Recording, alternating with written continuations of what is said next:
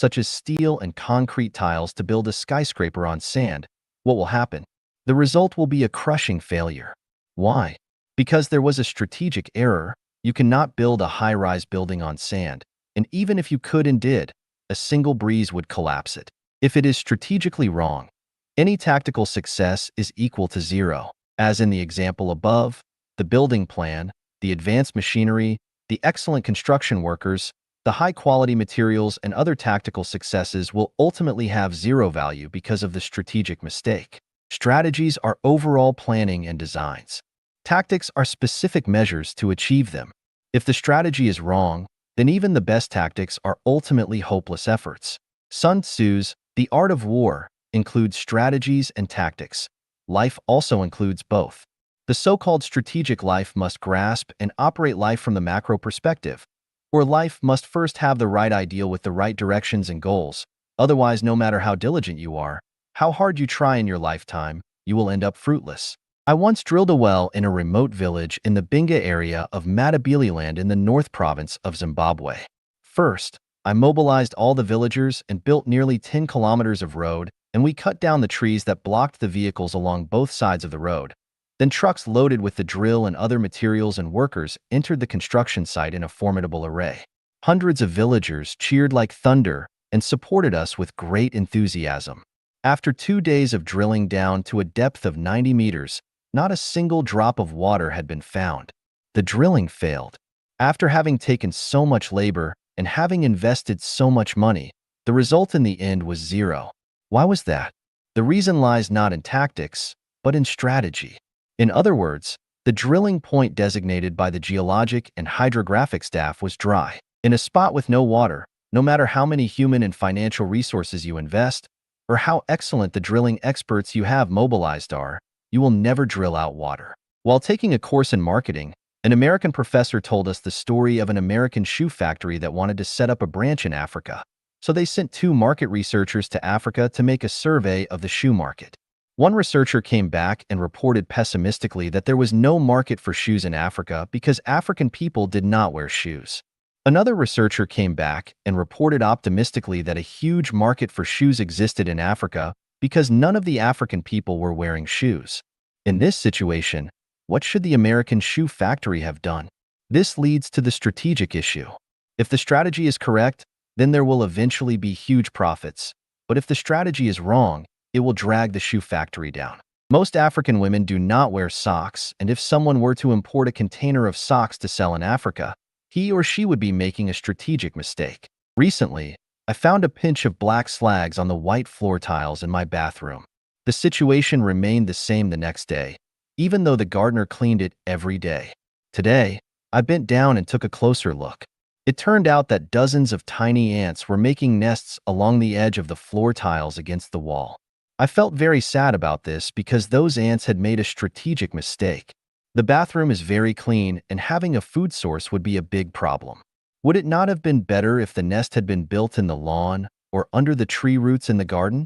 It might be a good idea to build a gem processing factory in Siberia, Russia, but building a soy sauce factory would be a strategic mistake. Now let us come back to the strategic issues of life. The first strategic issue of life is to give play to your strengths and to do the things that you want to do. If a profession is not right for you, or if it does not make you feel comfortable, then do not force yourself to do it. You would be better off staying idle than forcing yourself to do it because this is a strategic issue. Once you make a strategic mistake, your whole life will be trapped into building castles on sand. Had the Nobel Peace Prize winner, Mother Teresa, not helped the helpless and lonely people, but rather studied radioactive elements like Marie Curie, she might not have accomplished anything at all. Likewise, if Chen Jingrun, who took the math crown pearl by solving the Goldbach conjecture, had been sent to manage the marketing department of an HR firm, it could have ended up in a complete mess. If a person is tone deaf, but wants to learn music or wants to be a singer, then they would be making a strategic mistake of life. I have a distant uncle. He became an apprentice to a carpenter at an early age. 3 years later, he could not even make a chair without help from his master. That is to say, my distant uncle had made a strategic mistake of life. He was not born with the material to be a carpenter. The second strategic issue of life is to comply with time. Sowing in spring, harvesting season in autumn is correct. If you want to act at times inverse of nature, you will be punished by the Tao of heaven. Those who suit their actions to the times are wise. The Wu people of Zhejiang province, China are called the Jews of China because they have a shrewd business acumen. However, during the Cultural Revolution, they were often criticized as models of walking on the capitalist road, so their shrewd ability could not be played out. I knew a very talented man who remains in prison after more than 10 years because he was involved in a democracy movement. This was not a bad thing and it was totally above board. So why is he in prison? Because what he did was ill-timed. In other words, he wanted to pick and eat his watermelon before it was ripe, and he made a strategic mistake. The third strategic issue of life is to always place yourself in the right position and not to overstep. If it is your duty, you make sure to be conscientious and earnest to do it well, and never to try to shirk your responsibility. But if it is not within the scope of your duties, keep your mouth shut, do not gossip, and pay no attention, even if the sky falls. What responsibilities do you have as to whether the country rises or falls? You have a responsibility to be a good citizen. According to the teachings of Jesus Christ, why do you look at the speck of sawdust in your brother's eye and pay no attention to the plank in your own eye? I have several colleagues who often criticize the decisions of the leadership as well as the work and behavior of other colleagues. Ultimately, they were a nuisance and could not play out their strengths, and so ended up complaining but unfulfilled. An assistant general manager was very talented and could have had broad future prospects, but because he was too critical of the decisions of the general manager, he was soon dismissed.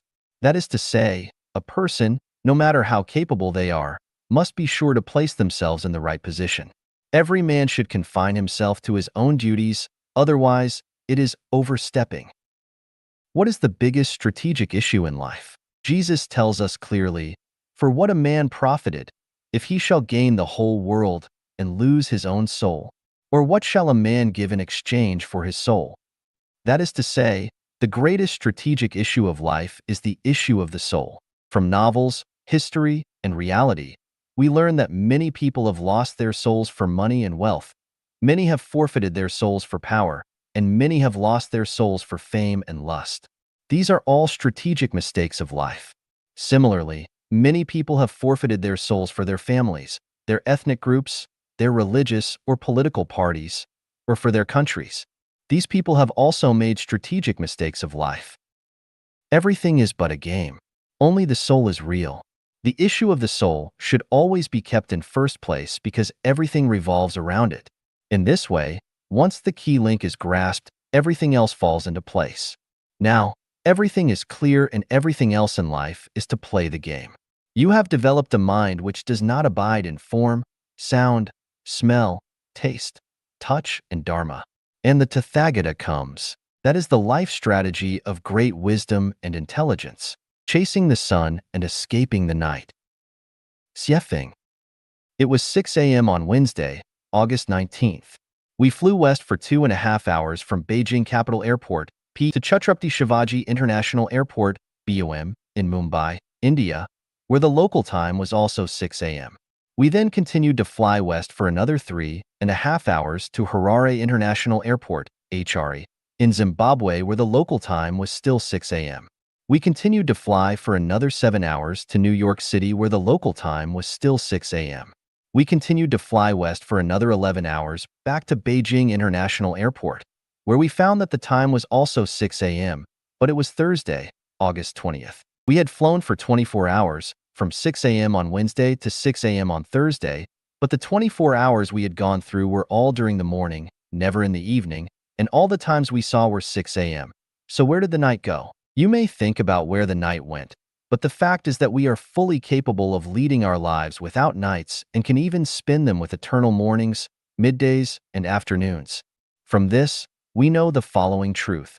As long as we chase the light, we can escape the darkness. This is an indisputable fact, but is everything like this? Things can be very smooth when we actively seek sincerity, kindness, beauty, and love, but misfortune will befall us when we fail to actively pursue them, just as we would encounter the night if we did not remain on westbound jet planes. A girl who finds a sugar daddy may escape from poverty for a brief period of time, and a boy who follows an emperor may escape disaster. When our fathers want to punish us, but we coax them and make them happy in some way, their desire to punish us will diminish. The ship we were to have taken sank, but we took a patient with a serious disease to a hospital and missed the ship and also the disaster. Please try to understand this fact. If we chase the light, we can escape the darkness. If we pursue happiness, we can be free from misery and trouble. If we pursue the truth, we can avoid falsity. If we pursue beauty, we can escape ugliness. And if we pursue goodness, we will avoid evil. More importantly, if we pursue the celestial islands continent of the Elysium world, we will escape the mortal world. Knights exist, but they have nothing to do with us. The mortal world exists, but it has nothing to do with the people who live in heaven. And here is the fact. If we worship Buddha, then we will attain Buddhahood, and if we seek to be celestial beings, then we will become celestial beings. Those who remain single all their lives will avoid the afflictions that families cause. If we learn from the saints, we will avoid committing crimes, being hunted by the police, and being arrested. If we sit at home for self-improvement, we will miss the car accident. If we attend church or temple services, we will miss being assaulted, mugged, or robbed. If we do not fight in wars, we will avoid the threat of being killed on the battlefield.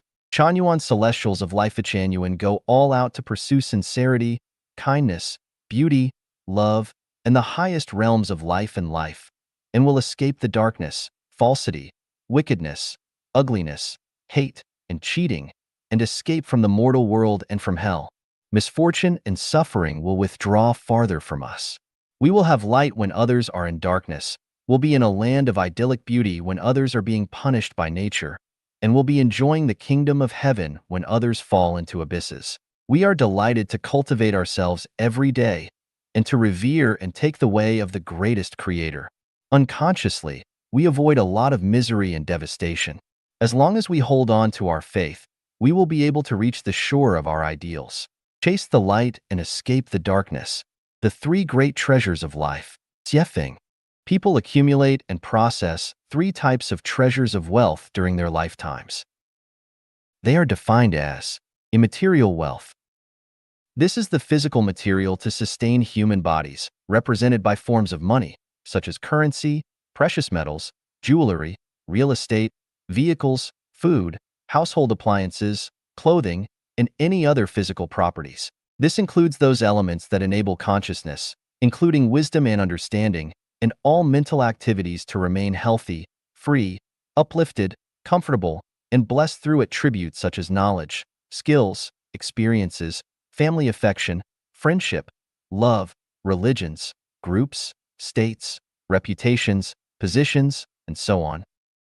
Soul wealth. This is the intangible energy and information that can make the quality of life elevate and the non-material structure of life evolve to the perfect system, such as the psychic energy of the greatest creator, the running program of Tao, the revelation of gods, the teachings of Buddha, the cultivation of celestial beings, inspiration, spiritual perception, and so on. The three great treasures above complement each other and are integral to each other. With no material wealth, we cannot have the foundation to make a living. We will either die or become beggars and parasites. Our bodies will not rest, our hearts shall not be at peace, and our undertakings will fail. We will be starving and impoverished, and so we must create and get material wealth by relying on our intelligence and hard work. However, those with only material wealth and no spiritual or soul wealth are lacking and tend to commit crime, suicide, and abuse life and nature. Without spiritual wealth, we would be a constantly moving animal who lives by instinct. The lack of ideological wealth would make us lonely, bored, and empty, and we could not reach a state of joy and blessing, and our mentality would be twisted and distorted, suppressed, hot-tempered, eccentric, and prone to go to extremes. However, those with only spiritual wealth but with no material or soul wealth are lacking, prone to being liars, to talk big and fool along. They are likely to do things stealthily, be opportunistic, and become parasites who love to eat, drink, and have fun, as well as careerists and schemers. Without soul wealth, we would never know the meaning and value of life and the purposes of human life. We would not be able to establish the right worldview and outlook on life, and our values would be confused. Not having belief and faith would be like walking through the black of a starless night with low spiritual perception and living a muddled life like a walking corpse. However, those with only soul wealth but no material or spiritual wealth are also lacking. They are likely to be possessed by devils, dwell on spirits and deities, fortunes and disasters, and to play with concepts. They look ghost-like and are obsessed and maniacal. They tend to defile the names of the greatest creator, gods, Buddha, and celestial beings, to poison and bewitch people's hearts, to bring harm to society, and to deviate from humanity and from nature. Earth, water, air, and fire mutually reinforce and neutralize each other. Symmetric balance is blessing. If you ignore any single one of the three great treasures, you will not be able to obtain a perfect life and will walk on a deformed life. Road. The perfect life should be as such: to learn knowledge and skills lifelong, based on the experiences acquired through hard and honest work, getting a constant, proper amount of material wealth, but never taking the pursuit of material wealth as life's ultimate purpose, lest we become slaves to material wealth. To love nature, cherish family affection, friendship, love, to honor our good reputations, to comprehend the revelations of gods and Buddha, to listen to the teachings of saints and sages, to revere nature and the greatest creator, to constantly self-refine and self-improve, to never stop trekking and climbing to the highest realms of life and develop to perfection, to take the way of the greatest creator and pursue the three great treasures, giving neither up nor going to extremes with either, but controlling the balance, having peaceful hearts and minds.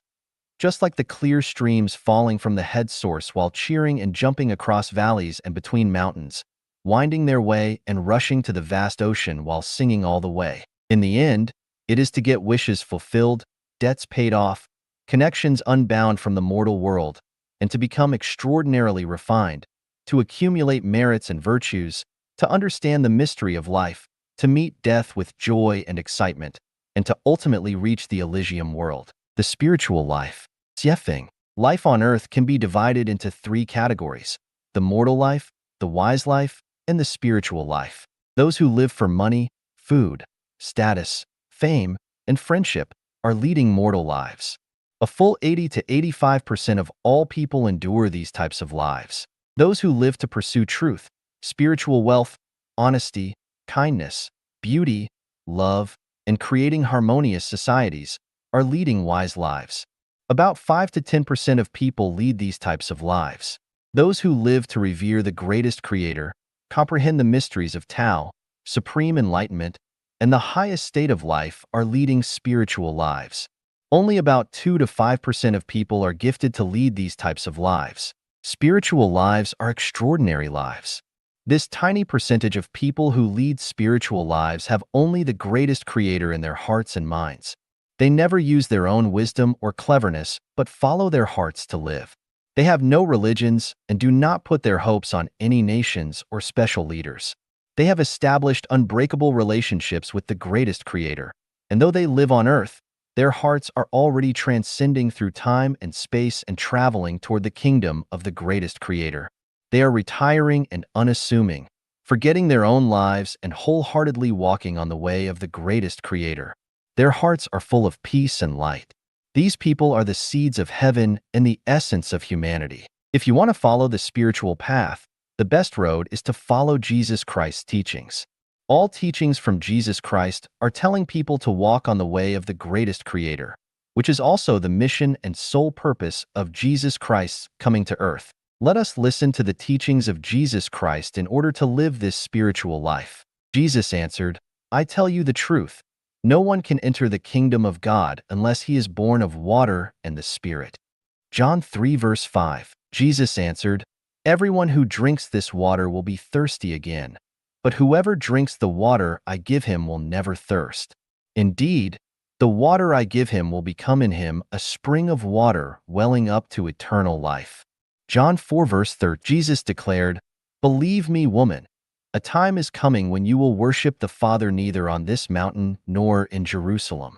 You Samaritans worship what you do not know. We worship what we do know, for salvation is from the Jews. Yet a time is coming and has now come when the true worshippers will worship the Father in spirit and truth, for they are the kind of worshippers the Father seeks. God is spirit, and his worshippers must worship in spirit and in truth. John 4 verses 21 to 24. Do not store up for yourselves treasures on earth, where moth and rust destroy, and where thieves break in and steal. But store up for yourselves treasures in heaven, where moth and rust do not destroy, and where thieves do not break in and steal. For where your treasure is, there your heart will be also. Matthew 6 verses 19 to 21. So do not worry, saying, what shall we eat? Or what shall we drink? Or what shall we wear? For the pagans run after all these things, and your heavenly Father knows that you need them.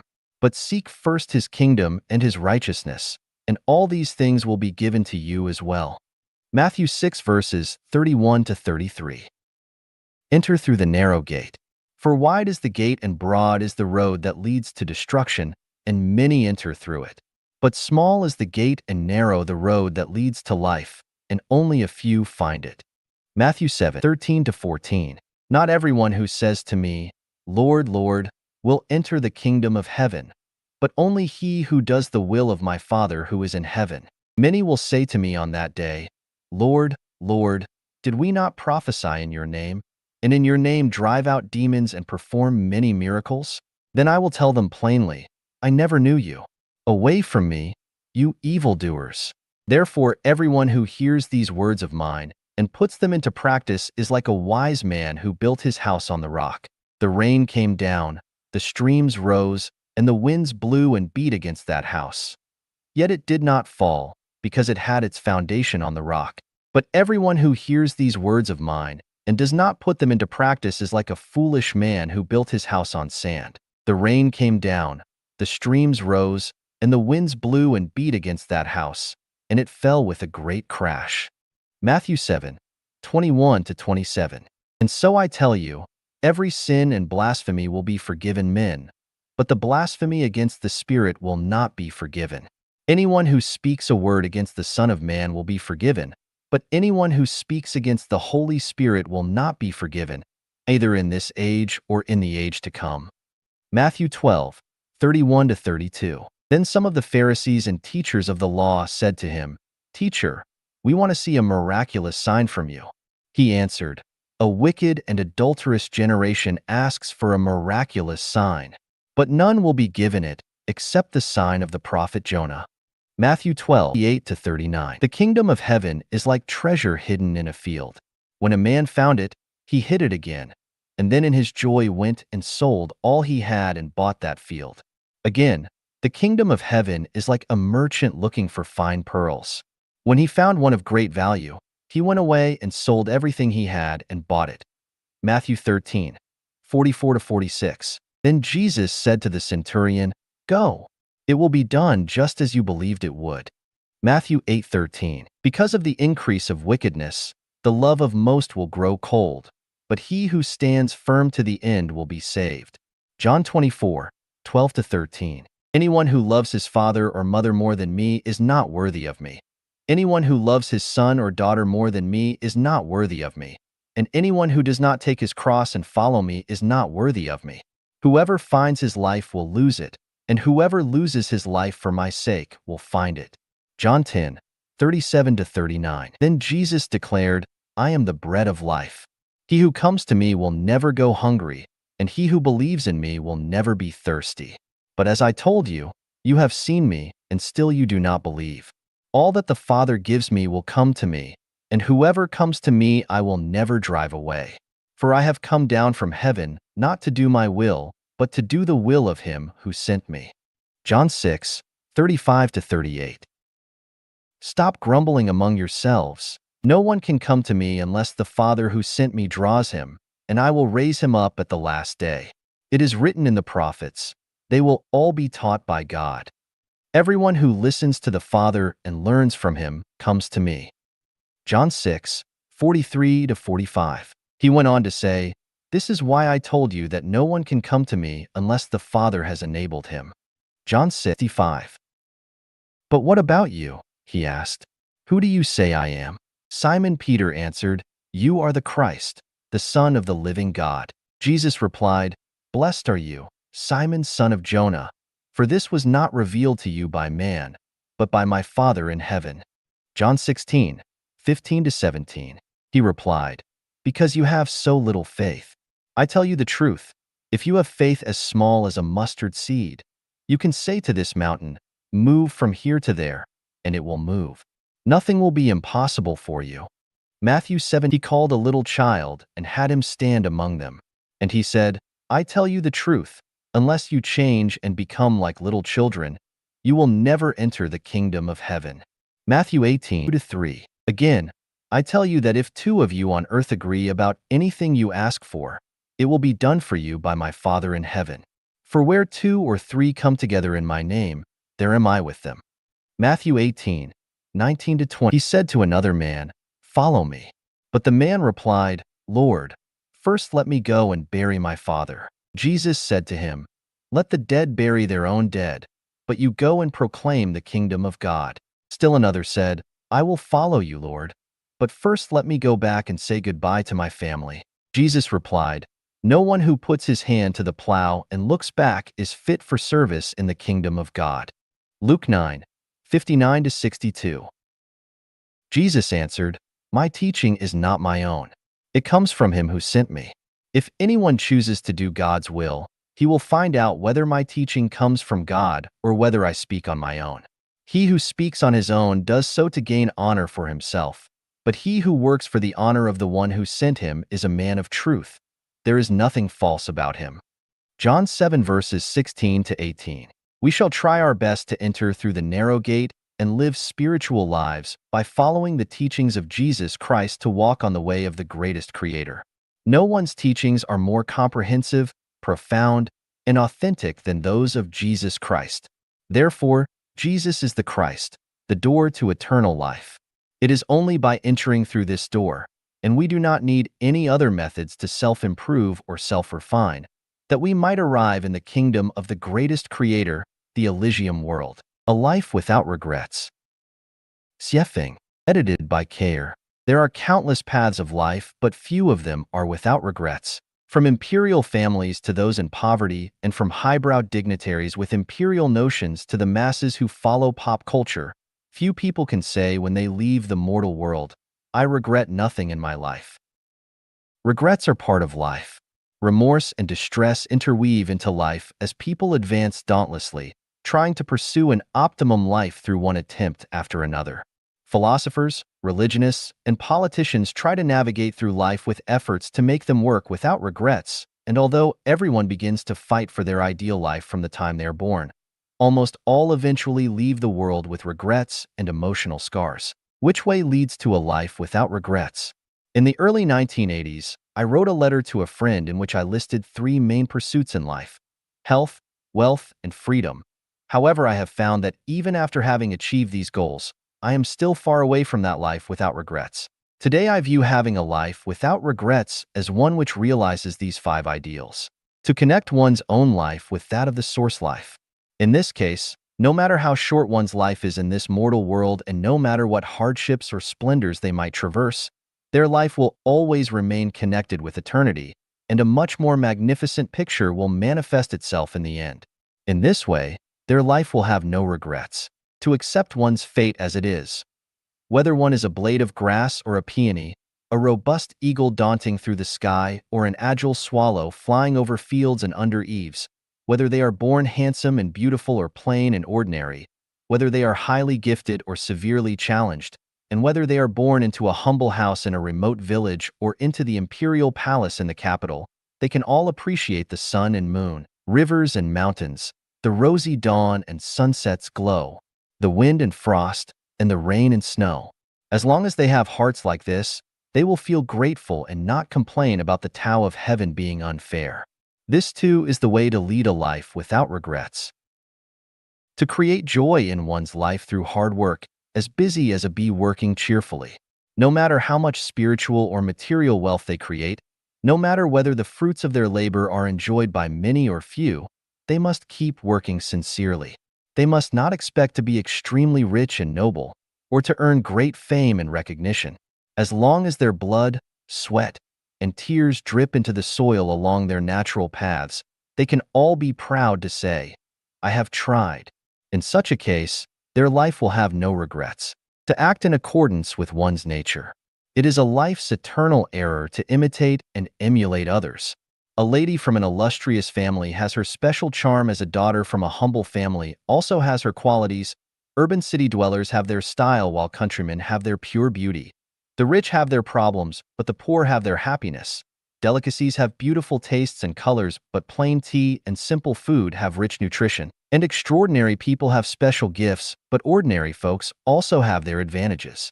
To dream one's dreams and enjoy their pleasures, to take things as they are and act in accordance with one's nature, neither to force one's actions, follow fashion, nor compare themselves with others, to love what one loves and hate what they hate, and to treat oneself sincerely are all necessary if one is to enjoy a life without regrets. To do their best at everything they do, whether it is to support their parents and rear their own children, or to help their siblings, friends, and neighbors, and seek public benefit.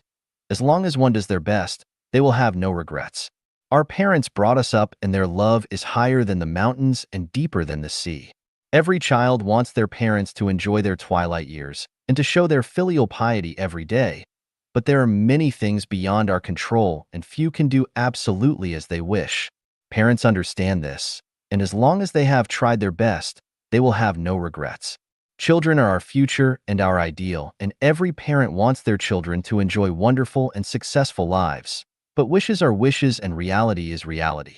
Even one's fingers are of different lengths and weeds will grow in flower gardens. No one can expect perfection, but as long as they have done their best to rear their children, they should have no regrets regardless of what happens.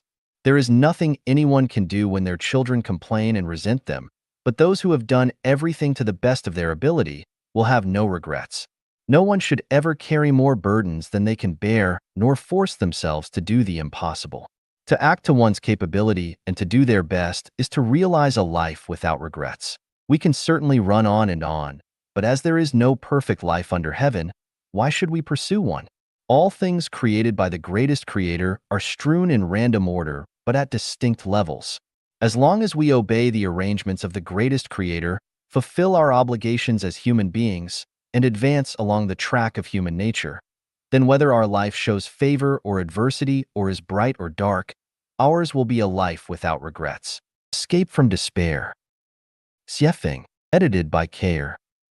Fear can hold you prisoner. Hope can set you free. The Shawshank Redemption. Each year, hundreds of thousands of people in despair commit suicide while each day, tens of millions in despair struggle to survive. It has been this way in the past, and it continues to be this way now, but it does not have to be this way in the future. Natural disasters do not make people despair, nor do hard material lives.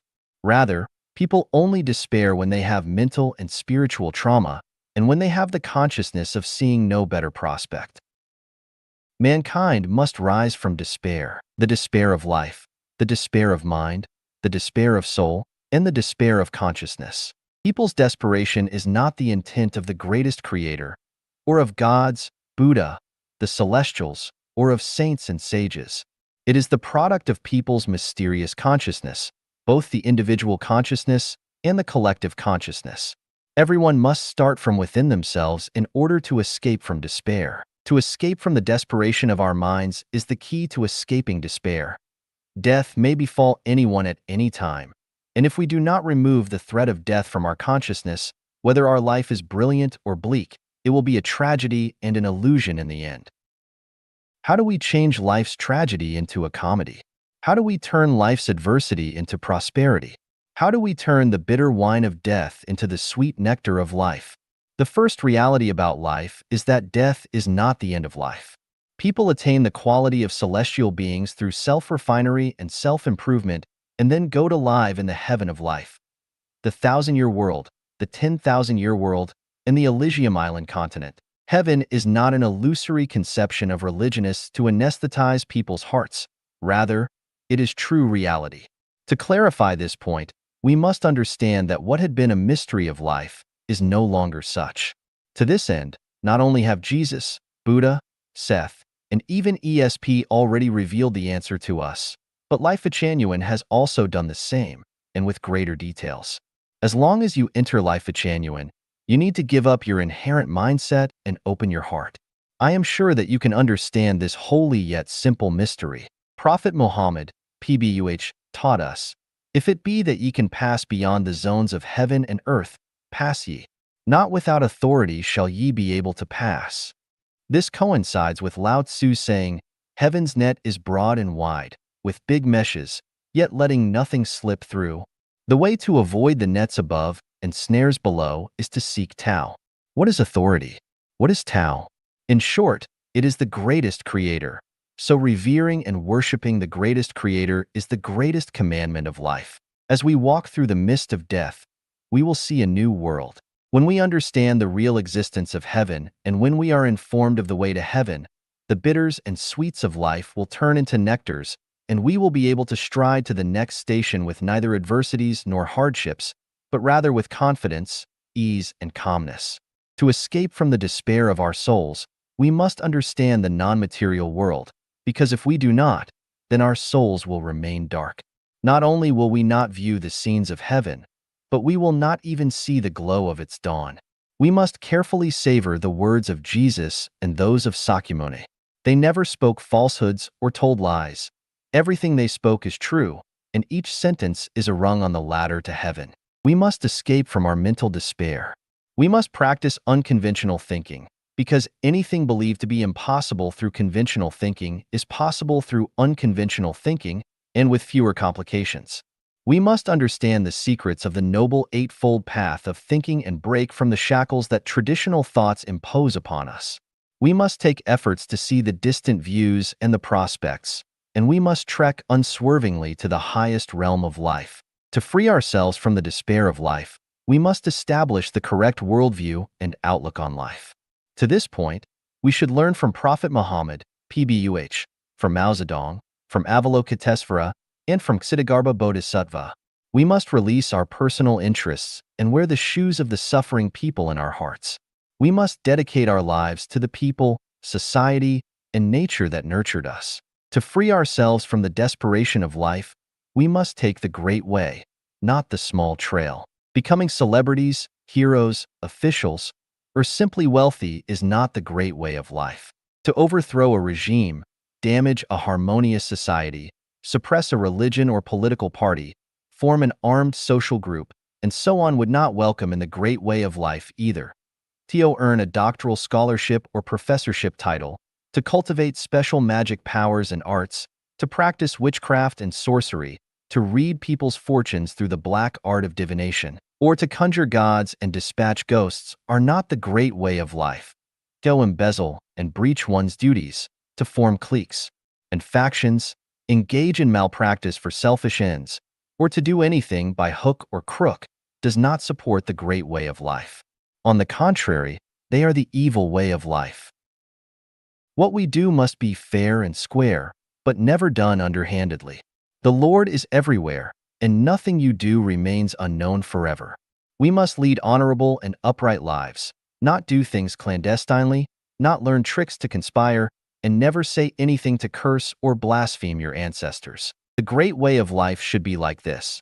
Revere the greatest creator, revere nature, revere the gods and Buddha, honor your parents, respect the prophets, saints and masters, respect national leaders, be law-abiding, do unto others as you would have others do unto you.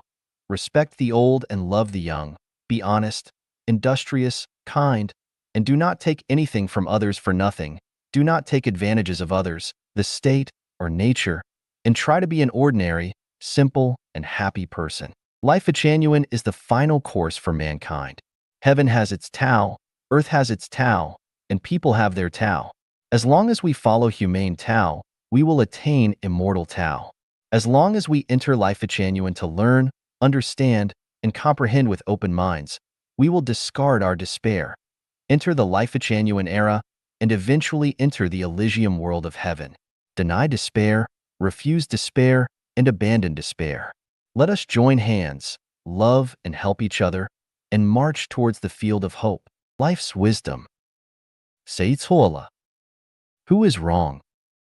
Xiefeng. Edited by Care. No one in the world is wrong. Everyone is right. If we think that everything in the world is right, that proves that we are right. If we think that everything in the world is wrong, that proves that we are wrong. No one is wrong. It is you who are wrong. Mice burrow. Are they wrong? The mice think they are right, but that mankind is wrong. Cats catch mice. Are they wrong? The cats are not wrong, because they believe that what they do is perfectly justified. Wolves eat meat. Sheep eat grass. Who is right and who is wrong? All are right. If we think it is not right, that means our understanding of things is not right. Some believe in Christianity, some believe in Buddhism, some believe in Marxism. Who is right and who is wrong? All are right. If we think that some beliefs are wrong, that proves our understanding has a problem. Some like money, some like beauty, some prefer to be alone, some like to fight. Who is right and who is wrong? All are right. If we think they are wrong, that only proves that we are wrong. Some are addicted to be the police. Some are fascinated to be thieves. Is anybody wrong? Nobody is wrong. Are lazy people wrong? Are hard-working people right? We are not the ones to say who is right and who is wrong. We can only say what is right for our very selves. Is the arrangement of heaven wrong? No. If you think heaven's arrangement is wrong, it is because we ourselves are wrong. It is only we who are wrong. We have no one and nothing to blame, not heaven, not the earth, not society, and not others. 10,000 dharmas are mere consciousness. Reality is created by mind. Whether the structure of the water molecule is beautiful or ugly depends completely on our attitude towards it. Are you sick? Do not resent society and others. It is your own fault. Are you in poverty? Do not resent society and others. It is your own fault. Do you have a troubled mind? Do not blame society and others. It is your own fault. Is the greatest creator dead? The greatest creator is not dead. It is you who are dead. Is Buddha not compassionate? Buddha is very compassionate. It is you who are not. In this view, wars, plagues, earthquakes, floods, and fires are not wrong. It is we who are wrong. In this view, burning and looting, embezzlement and theft, bribery and rampant mafia-style activities are not wrong. It is we who are wrong. The reality that we think is not reality, but rather a reflection of our subjective consciousness. It is our subjective consciousness that creates our reality in our minds. Quantum mechanics tells us that the existence form of the thing is closely related to the observer. That is to say, the thing being observed is the result of the observer. The action of the being observed depends on the observer's state of mind. For the same man, Xiefeng, some see him as the messenger of the greatest creator and the incarnation of gods and Buddha. Some see him as a witch and a madman, a fake preacher in the cloak of the greatest creator. Some see him as a friend and a second half. Some see him as a street shrew. Some see him as a saint. Some see him as an erotomaniac. After all, what he is depends on the cognitive way and the mentality of the observer. This further indicates that only when you have gods and Buddha in your mind can you see gods and Buddha, and only when you have devils in your mind can you see devils. Beauty is in the eye of the beholder. The devil is in the eye of the enemy. This is in line with the conclusions of the quantum mechanics. Tao learners are to change themselves rather than change others or society. If you do not change yourself, society and people will never change. If you change yourself, society and others will change accordingly. Similarly, if you want to enjoy a better environment, you must first have a beautiful soul. If you do not have a beautiful soul, you will never have a beautiful environment. This is one of the 8 secrets of life. If we want to live in the 1,000-year world, we must first acquire consciousnesses and souls that are fit for the 1,000-year world. Once we get these consciousnesses and souls, it will be as easy as rolling a log for us to enter the 1,000-year world. The difficult thing is not that we cannot go, it is that we cannot adjust our thinking because thinking has inertia.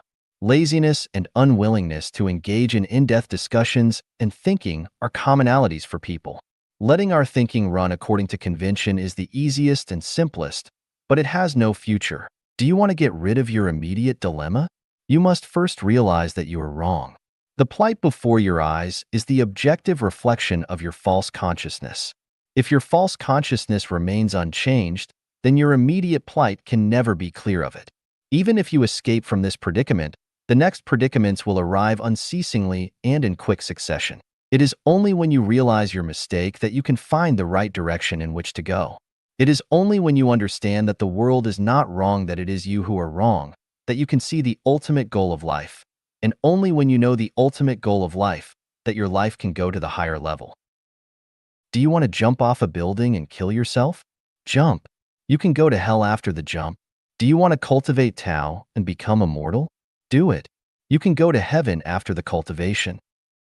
Do you want to suffer? No problem. Just go on a wild goose chase and stick to your narrow mind and just think you are never wrong. Then you can expect suffering and torment. Do you want to be joyful and blessed? No problem. Just open your mind and engage in unconventional thinking. Just realize that you are wrong, and then you will have infinite joy and blessings. Did I say wrong?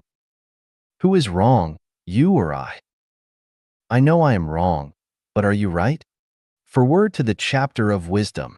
Xiefeng. Translation edited by Qin Yu. Fame knows no bounds, business opportunities are limitless, learning is infinite, and wisdom is vast. Just as steel becomes harder with an increase in carbon content, people become wiser with the growth of wisdom. Knowledge is acquired, while wisdom is cultivated. Knowledge is a summary of experience. Wisdom is a product of thought. Knowledge represents the branches, twigs, and leaves. Wisdom is the fragrant flowers and abundant fruits. Archimedes used his wisdom to repeatedly thwart the powerful Roman army's advances. Bill Gates, through his wisdom, ushered humanity into the age of networking. The Buddha remains immortal through his wisdom, and Jesus shines with a divine halo because of his wisdom. Oh, wisdom! You are the symbol of strength, the source of wealth, the bridge to the mysterious, and the touchstone for distinguishing truth from falsehood. You are both the fierce storm and the bright spring sun, both the weapon of the devil and the arm of the angel, both the olive branch that transforms swords into plowshares and the smoke of war in times of chaos. A mind without wisdom is like a barren desert, pale and desolate. A mind with wisdom is like a beautiful landscape, full of splendor. Nature is mesmerizing and captivating due to its ever-changing phenomena. People are admirable for their rich wisdom. Seeking wealth is not as valuable as seeking wisdom. Wealth is lifeless, while wisdom is alive. Wealth may disperse when a person dies, but wisdom shines even more brightly upon one's death. Wealth can be stolen, lost, or robbed, but wisdom always accompanies its owner, illuminating their life. Wisdom is boundless and inexhaustible. By engaging in deep thought and research, wisdom emerges from all phenomena. Through meditation and reflection, wisdom can arise at any time and place. Wisdom can transform decay into magic, give wings to thought, serve as the lever to move the earth, and act as the rainbow spanning time and space. It is the warm sun in winter, the cool breeze in summer, the flowers of spring, the fruits of autumn, the oasis in the desert, the willows in the Gobi, the torch rising in the darkness, and the scattered islands in the vast ocean.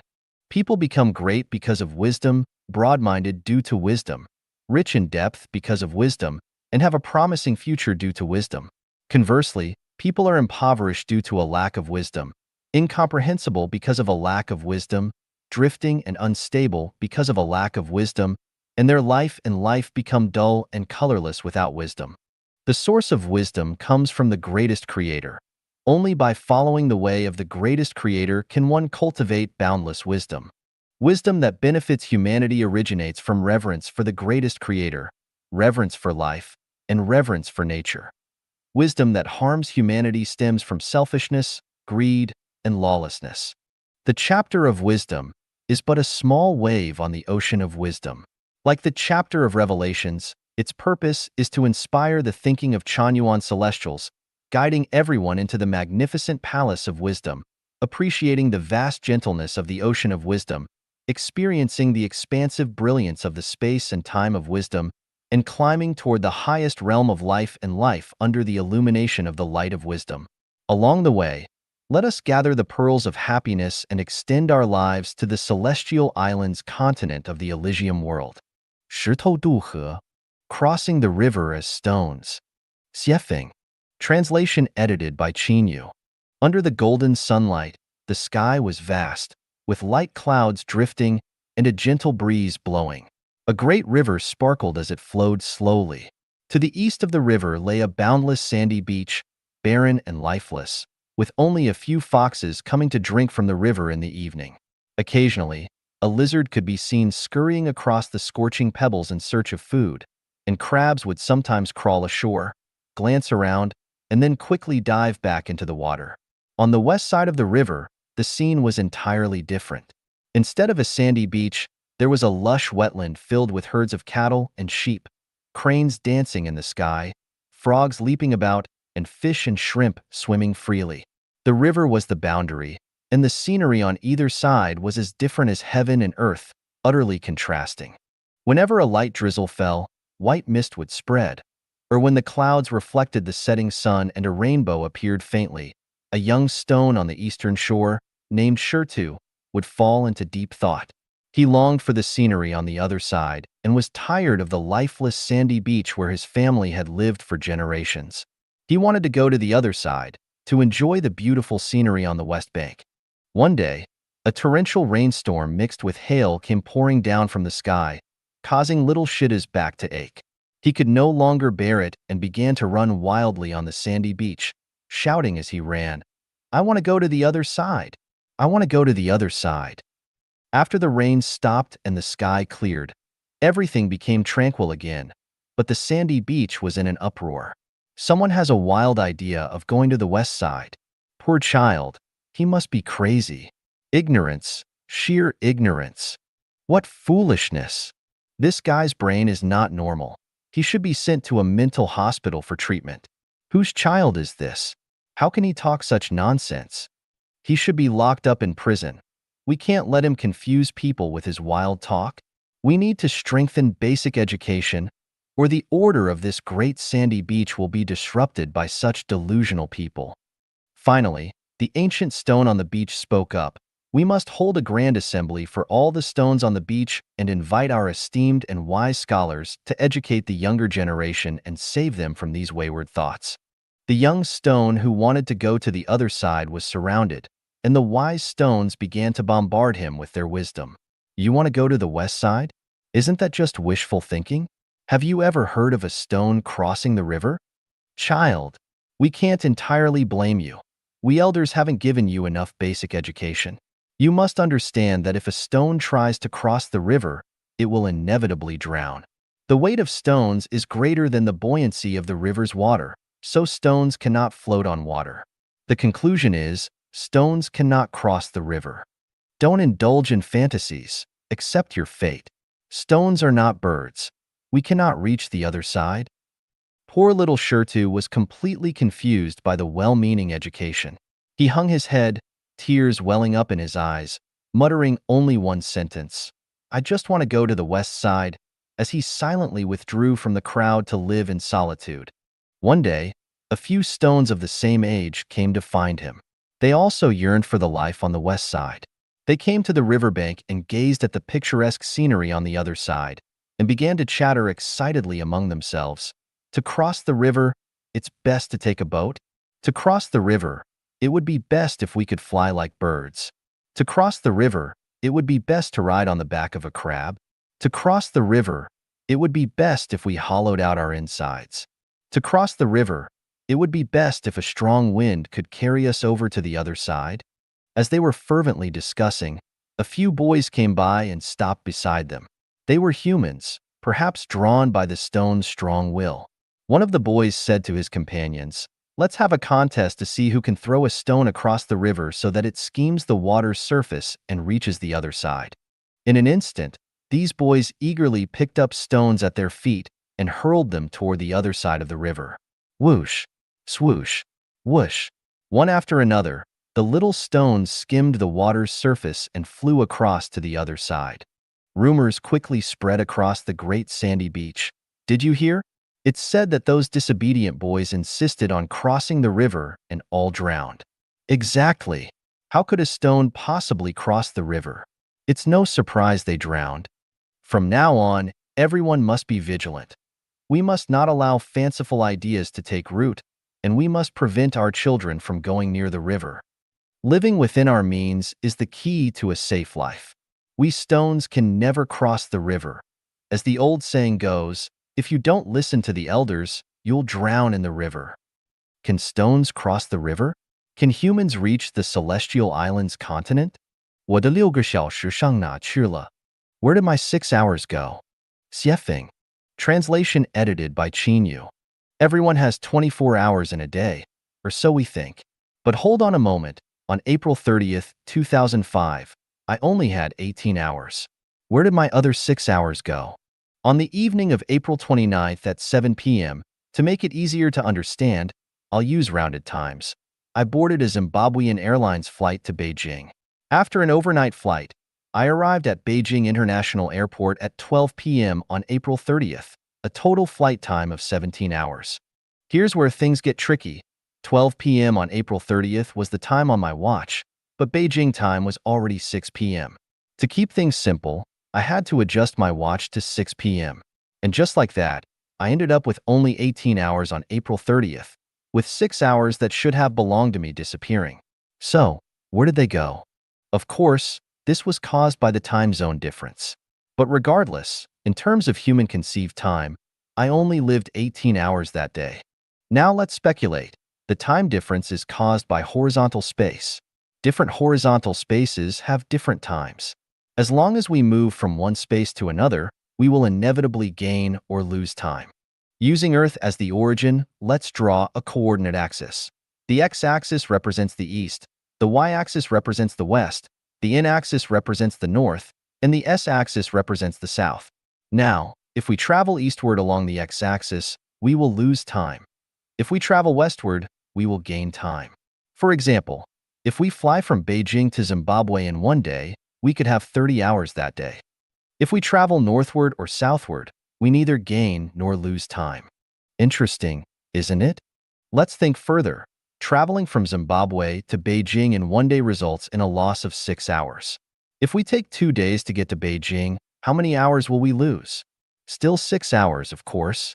By analogy, even if it takes a year to get to Beijing, the lost time is still 6 hours. Here's a fascinating question. If we could travel from Harare to Beijing in 1 hour, we would still lose 6 hours. So what if we could do it in 1 second? Naturally, we would still lose 6 hours. Losing 6 hours in 1 second seems like a bad deal. But wait, what is lost may actually be gained.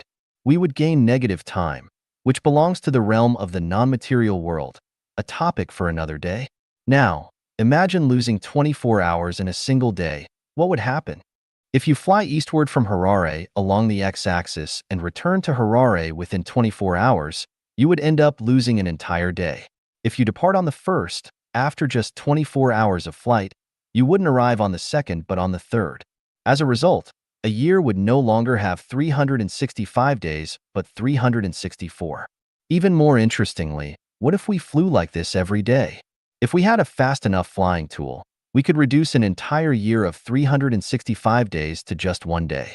By analogy, we could reduce 1,000 years to a day, 10,000 years to a day, or even 100,000 years to a day. Similarly, if we flew westward along the y-axis, we could extend a single day into 100,000 years. Simple reasoning, once it exceeds people's imagination, becomes profound theory. When science surpasses people's understanding, it turns into superstition. Life-Genuine's 36-dimensional spaces have both surpassed people's imagination and transcended their understanding. So they have become an absurdity, and people view them as an intangible theory. If we can compress a day into 18 hours or compress a year into 1 day, why can't we compress 100,000 years into 1 day? Similarly, if we can expand a day to 30 hours or stretch a day into 365 days, why can't we expand a day into 100,000 years? Flying along the x-axis, we can reach the 1,000-year world and the 10,000-year world. Flying along the y-axis, we can reach the Elysium world. Flying along the n-axis and s-axis, we can only reincarnate in place, stuck in a loop. We need speed. With speed, stones can cross rivers, and humans can reach the celestial islands continent. A carriage is faster than walking. A car is faster than a carriage, and an airplane is faster than a car. A spaceship is faster than an airplane, but even if we could sit on a light-speed spaceship, it would still be too slow. So, what kind of flying tool should we use? Think about it. If we constantly ponder the mysteries of heaven and earth, the wondrous truths will one day reveal themselves. I want to ask everyone, what kind of person do you think Xiefeng is? Kongling Xiu. Emptiness, spirit, grace. Xiefeng. Translation edited by Qin Yu. The void holds myriad phenomena, and within the void, myriad phenomena exist. When the mind is empty, spiritual energy arises. When spirit arises, a person becomes graceful. Chanyuan celestials, born from spiritual mountains, embody emptiness, spirit, and grace, filling the heavenly garden. The masses are weighed down, their hearts filled with rubbish. Though they appear lively, they are actually confused beings. They have ears but do not listen. They have eyes but do not see. I have just said 1, and they continue with 3, 4, 5, 6, 7. All I can do is shake my head and sigh. Stones do not bloom, yet the sky creates colorful clouds. Fruits ripen and decay, yet the empty land can grow crops. An empty house is useful, and an empty heart reveals a bright celestial realm. Empty your heart, throw away yourself, and clarity will emerge. When flowers are fragrant, butterflies come naturally. When the mind is calm, thoughts flow effortlessly. When the body is clean, illness departs on its own. When the heart is pure, celestial beings arrive. As long as the heart is empty, the true result will naturally come early. Fear of death, fear of poverty, fear of loneliness, fear of solitude. All arise because the heart is not empty. Worry, anger, madness, hatred, all stem from an unemptied heart. Anxiety, fear, terror, and dread come from a heart that is not empty. Desiring to stand out, to bring honor to one's ancestors, to dominate the world, to leave a legacy. All are signs of a heart that is not empty. When the heart is not empty, everything becomes empty. When seeking to possess, in the end, nothing is gained. The principle is simple, but practicing it is as difficult as reaching heaven. Emptiness allows possession of all things, while non-emptiness is like chasing fleeting clouds. Whatever you think about will come as long as your mind is sincere. Whatever you fear will come as long as your mind is restless. Do not be a good person, nor a bad person. Do not do good deeds, nor evil deeds. Do not seek truth, nor falsehood. Return to your true nature, for true nature is the nature of the Tao. Entering the Tao brings life. The Tao is empty, and it controls all beings. Buddha is empty, and Buddhist laws govern the universe. Oh, humans, if your hearts are not empty, how can you attain the Tao and become a Buddha? Throughout history, sages have sought emptiness and ultimately accomplished their lives. Common people have always sought gold and ended up with an illusory life. Mountains have spirit and vegetation flourishes. Waters have spirit and fish and turtles abound. The sky has spirit and the weather is favorable. The earth has spirit and all things thrive. Humans have spirit and their charm is infinite. Oh, humans, quickly seek spirit. Without spirit, one is no better than an earthworm. Greed, laziness, anger, and hatred all arise because spirit has not touched the heart. Poverty and suffering throughout life also stem from a heart without spirit. Seeking spirit is not difficult. Just enter Life Genuine, and the method is simple. Fill your heart with the knowledge of the greatest creator. The most beautiful people in the world are in Life Genuine. Foshan, Taiji, Penglai celestials are flawless. Bailing, Wanyan, Qianyan celestials shine with a spiritual light. Xianhe, Lingji, Shueshan celestials are like treasure mountains. In the world, who can compare to the celestials of Chanyuan? Wherever there is spirit, there is grace. The bright moon shines among the pine trees, and the clear spring flows over the rocks. The gentle breeze blows, colorful clouds fill the sky. The warm sun paints the forest shade, and the reefs and sea waves harmonize, creating scenes that resemble the images of heaven shared by Wanyan celestial. Grace is fragrant and alluring, captivating the soul. Grace is like a celestial peach. tempting to the taste. I love grace, the graceful wilderness, the graceful rivers and streams, the graceful blue sky, and the graceful people. Grace is not heavy makeup, but simple elegance. Grace is not flamboyant, but simple and pure. Grace is not a storm, but a gentle drizzle. Grace is not fiery passion, but a love that cannot be severed.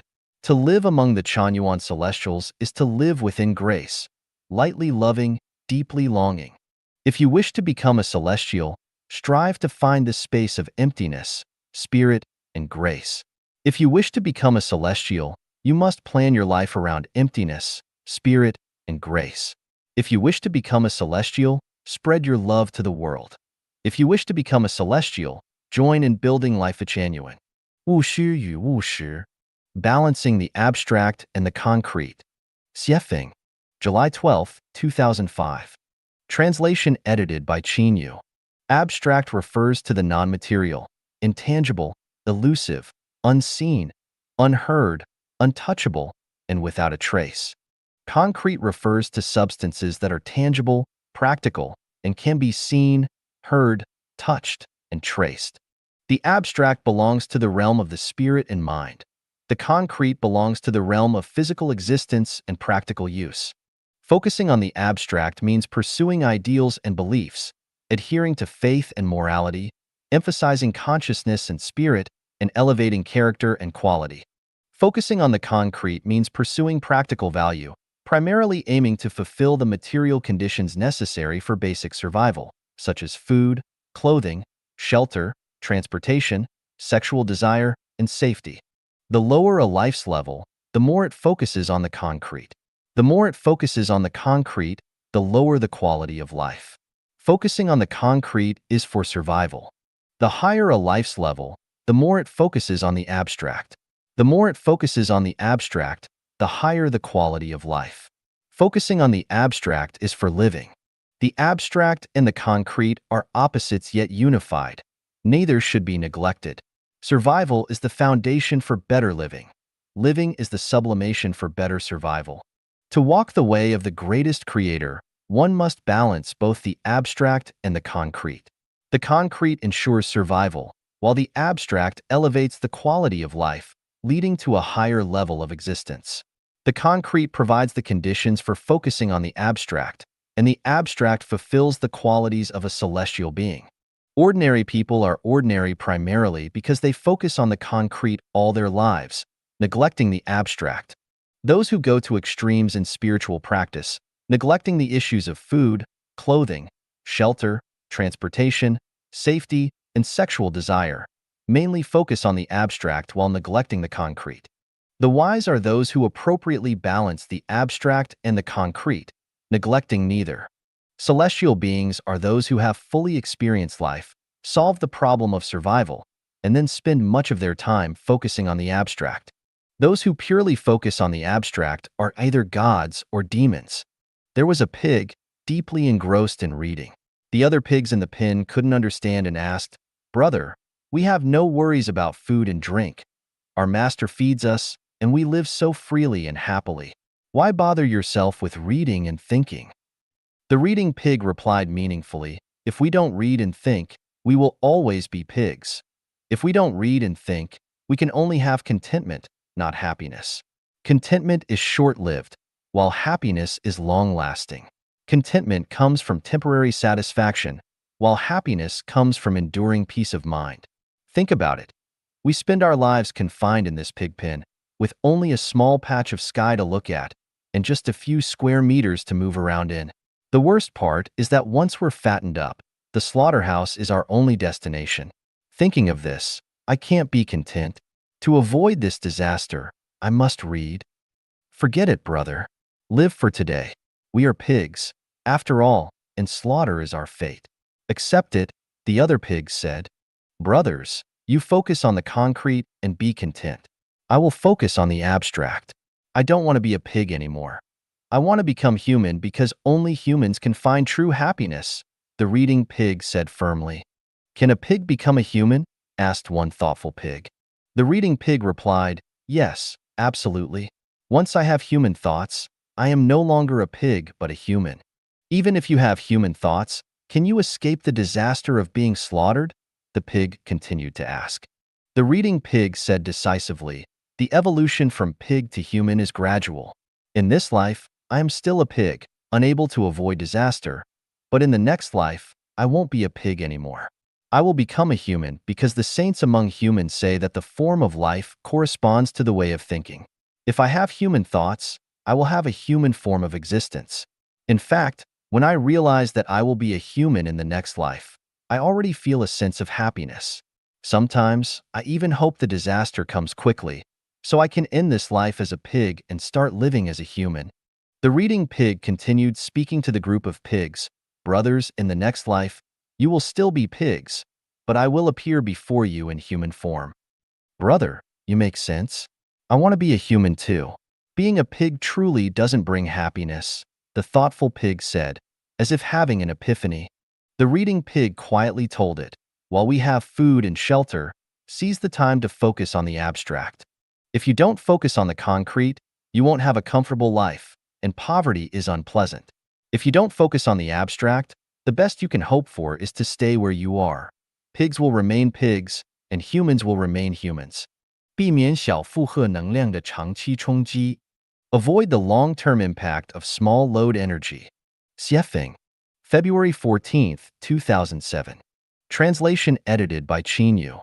When studying metal materials, our teacher took us to the Zhangjiago Exploration Machinery Factory for a first-hand observation of metal material property testing.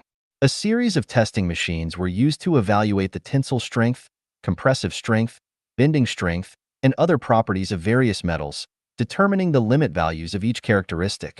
For example, a metal rod would be tested to see how much force it could withstand before breaking, or how long it could endure repeated small load impacts before eventually fracturing. I've forgotten the specific parameters, but I remember this. No matter how tough the metal, if subjected to continuous small load impacts, it will eventually break. This truly reflects the saying, a rope saws through wood, and water drops pierce stone. Even seemingly insignificant forces, when applied consistently over time to an object, person, or principle, will eventually lead to a significant change. A one-time heavy blow can destroy a person, leaving them unable to recover. However, it is often the unnoticeable small load impacts that are the primary culprits in ruining a person's life. A tiny grain of sand in a shoe can stop someone from moving forward, and a small speck of dust in the eye can make it impossible to open. A bedridden loved one can cause someone to abandon their grand ambitions and plans, and a single point of pain in the body can instantly erode a person's confidence. A pure river can become polluted by one factory discharging a little sewage here and another factory dumping some waste there, eventually making the river impure. A clean street can become filthy if one person spits here and another person throws a bit of garbage there. A perfect natural environment can be degraded by one factory emitting smoke, another dumping trash, one car emitting carbon dioxide, and a refinery spilling waste oil. Eventually, nature will fall ill. A person with a healthy and positive mindset may lose their optimism after facing constant criticism, gossip, fault-finding, and nagging from others. Over time, they may lose their positivity and even begin to doubt themselves. An anthill, though small, can cause the collapse of a 1,000-mile-long dike if not blocked in time. A tiny pinhole in a gas pipe, if not discovered and repaired promptly, can lead to a catastrophic disaster. A seemingly harmless family thief who steals small amounts daily, if not caught and stopped in time, can eventually steal the entire household. In a harmonious group, a person who spreads rumors may seem harmless at first, but if not exposed and dealt with in time, they can turn harmony into conflict, causing the group to fall apart and leading to irreparable damage. As the saying goes, one rotten apple spoils the whole barrel. Life is not easy, but what usually breaks a person is not external difficulties or harsh conditions, but the constant impact of small load forces from within. It's not a single blow that drives someone to suicide, but rather the continuous small load impacts that lead to self-destruction. The Sutra of Land Celestial Beings says, avoid anger at dawn. It harms the lungs and damages the liver. This means that one should not frequently lose their temper in the morning. A person who often feels upset in the morning will have shortness of breath and poor liver function, leading to a day of low energy or mental exhaustion. Therefore, within a family or group, members should avoid criticizing or nitpicking each other in the morning. Instead, they should encourage and uplift each other in the morning and save any dissatisfaction for the afternoon or evening. To prevent the continuous impact of small load energy, husbands and wives, parents and children, siblings, friends, and colleagues should avoid frequently criticizing and nitpicking each other. Long-term exposure to even a few hurtful words can lead to declining health, the collapse of family or business, broken relationships, lost confidence, and the destruction of a person's future and life. In life, one must maintain a positive, optimistic, and determined spirit. Even in the face of difficulties and adversity, one must not lose confidence and courage. As the saying goes, we'll cross that bridge when we come to it, and heaven never seals off all the exits. Therefore, it is essential to avoid and guard against those who are often pessimistic and constantly nagging and spreading pessimistic views. My advice is to say goodbye to those who frequently criticize and nitpick, and goodbye to those who keep nagging and spreading pessimistic views, because they are the small load energies that may seem insignificant but can eventually break an iron rod. 仇人即是恩人还债之道. Enemies are benefactors, the path of repaying debts. Xiefeng. Translation edited by Qin Yu. The vast, distant heavens know my heart. The myriad gods in the darkness know my name. The operation of the sun and moon is aware of my deeds. The most just entity in the universe is the Tao of the greatest creator. This Tao sees everything with perfect clarity, rewarding and punishing with meticulous precision. When we calm our minds and reflect, we may wonder what causes us to be born into a specific family and environment, what leads us to our current circumstances, and why we encounter certain people, whether they should be in our lives or not. We often feel powerless against our present circumstances, as if we are drifting in the wind with no control over our destiny. All of this is due to the combination of causes and conditions, which may seem chaotic and random. Yet, in reality, everything we experience, whether in prosperity or adversity, happiness or suffering, is a result of our past words and actions, including those from previous lives. The outcomes we face today stem from the seeds we have sown in the past. You reap what you sow. If you want a life free of worries, cultivate yourself diligently. If we hadn't incurred karmic debts in this world, we wouldn't be here. A person's life is essentially a process of repaying debts. As long as these debts remain unpaid, we cannot leave this world. Without understanding this principle, one's life is bound to be lost in confusion, becoming just another ordinary existence among the masses. The wisest way to live is to repay one's debts to the greatest extent possible and to avoid incurring any new debts, which means doing only good deeds and avoiding wrongdoing. In human history, Jesus and Buddha Shakyamuni did this best. Jesus repaid his debts by sacrificing his blood and performing countless good deeds, even atoning for his disciples' sins. Buddha Shakyamuni spent decades teaching and enlightening countless sinners, filling the universe with his merits. They no longer owed any debts to the human world, which is why Jesus became a god and Shakyamuni became a Buddha. In the mythological novel Fengshen Yeni, The Investiture of the Gods, Neza tore out his intestines and carved out his bones to repay the debts he owed to his parents, ultimately reincarnating as a lotus flower and becoming a minor god in heaven. In the novel Journey to the West, the Monkey King, Sun Wukong, underwent 81 trials and tribulations to repay his debt to the monk Tang Sanzang, who had saved his life. Even when unjustly accused by Tang Sanzang after the incident with the white-boned demon, Sun Wukong, despite his anger, knelt to the monk, striving to repay his debt. Jesus taught us that if someone strikes us on the left cheek, we should turn the other cheek to them. Buddha Shakyamuni earnestly advised that if we are despised by the world, our previous sins will be eradicated. Even Mao Zedong taught that the humblest are often the wisest, while the noble are the most foolish. The celestial Laozi taught that to save and help someone, the Tao must first let them endure suffering. Now, let's consider how to repay our debts. We are born between heaven and earth, absorbing the essence of the sun and moon, the vitality of heaven and earth, and enjoying the caress of nature.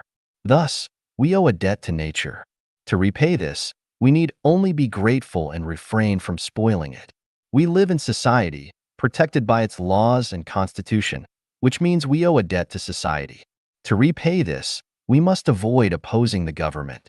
Our life comes from the greatest creator, so we owe a debt to the greatest creator. To repay this, we must follow the way of the greatest creator.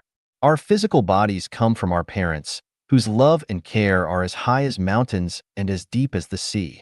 We owe them a debt, which we repay by dutifully honoring them.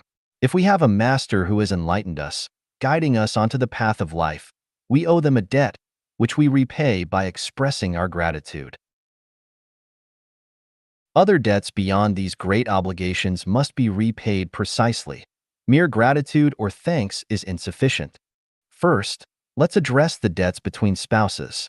Husband and wife are like birds in the same forest, but they fly apart when disaster strikes. When the end of life approaches, it's too late to repay debts. Therefore, we should endure more of our partner's frustrations during everyday life, giving them as much freedom as possible. Even if we end up with a green hat, infidelity, we shouldn't hold grudges or seek retribution. Instead, we should feel joyful. Why? Because such debts can be canceled, freeing us to follow our own path. Next are the debts owed to our children. Children are our creditors by nature, born into our families to collect their debts. We should repay these debts with no complaints, with wholehearted effort, and with joy. There's no room for bargaining. Just give without expecting anything in return. Whether or not they honor us is their business. The less filial they are, the more thoroughly we repay our debts. Even if we end up starving, dying of illness, or without anyone to bury us, we should accept it with no resentment. The humbler our death, the more honorable our life. Then there are the debts owed to siblings, relatives, friends, and strangers. We must strive to repay these debts promptly, without taking even the smallest advantage. As the saying goes, taking advantage of others is harmful, just like radishes are just vegetables. There's no such thing as a free lunch in the world. It is better to give more than to receive, and it is preferable to die without debts than to live a long life with them.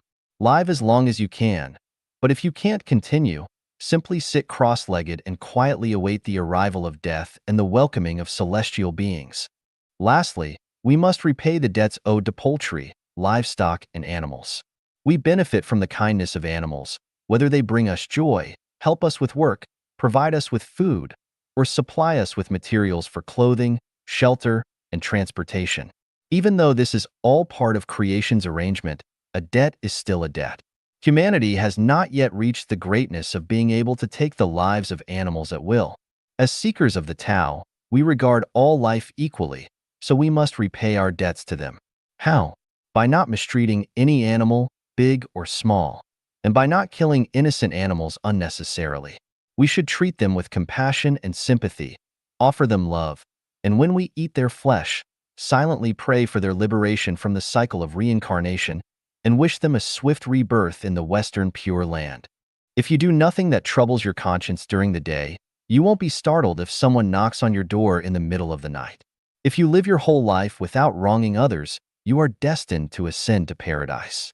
In addition to the ways mentioned above, there's another channel for repaying debts by treating your enemies as benefactors. If someone bullies, oppresses, abuses, or torments us, they are, in fact, helping us repay our debts through their wrongdoing. This is something to be welcomed.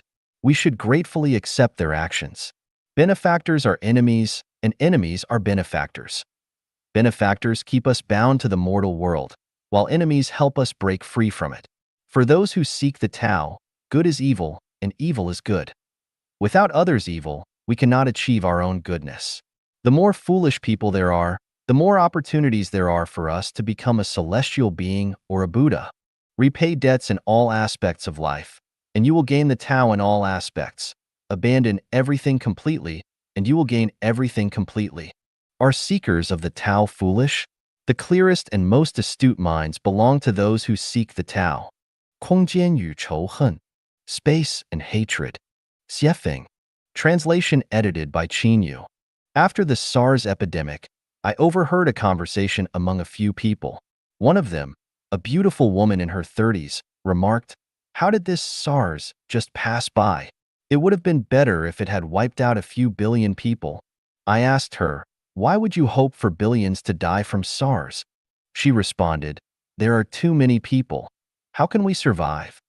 This is a typical example of hatred caused by limited space. In a coop that can accommodate 10 chickens, if there are only 5 or 6, they will live in harmony. But if there are more than 10, violent conflicts between the chickens often occur.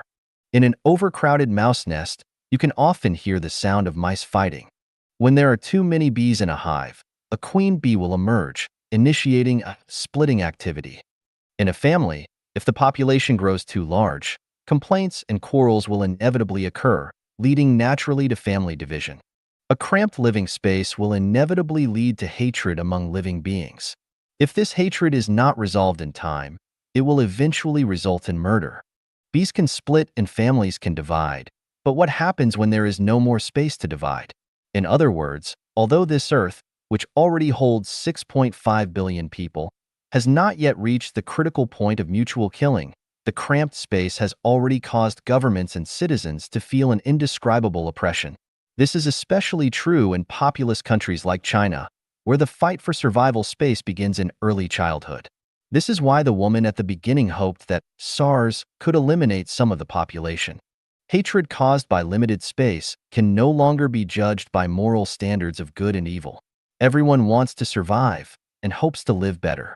This desire for a better life inevitably leads to the plundering of resources and the occupation and invasion of space, which in turn causes pollution of water, land, and air.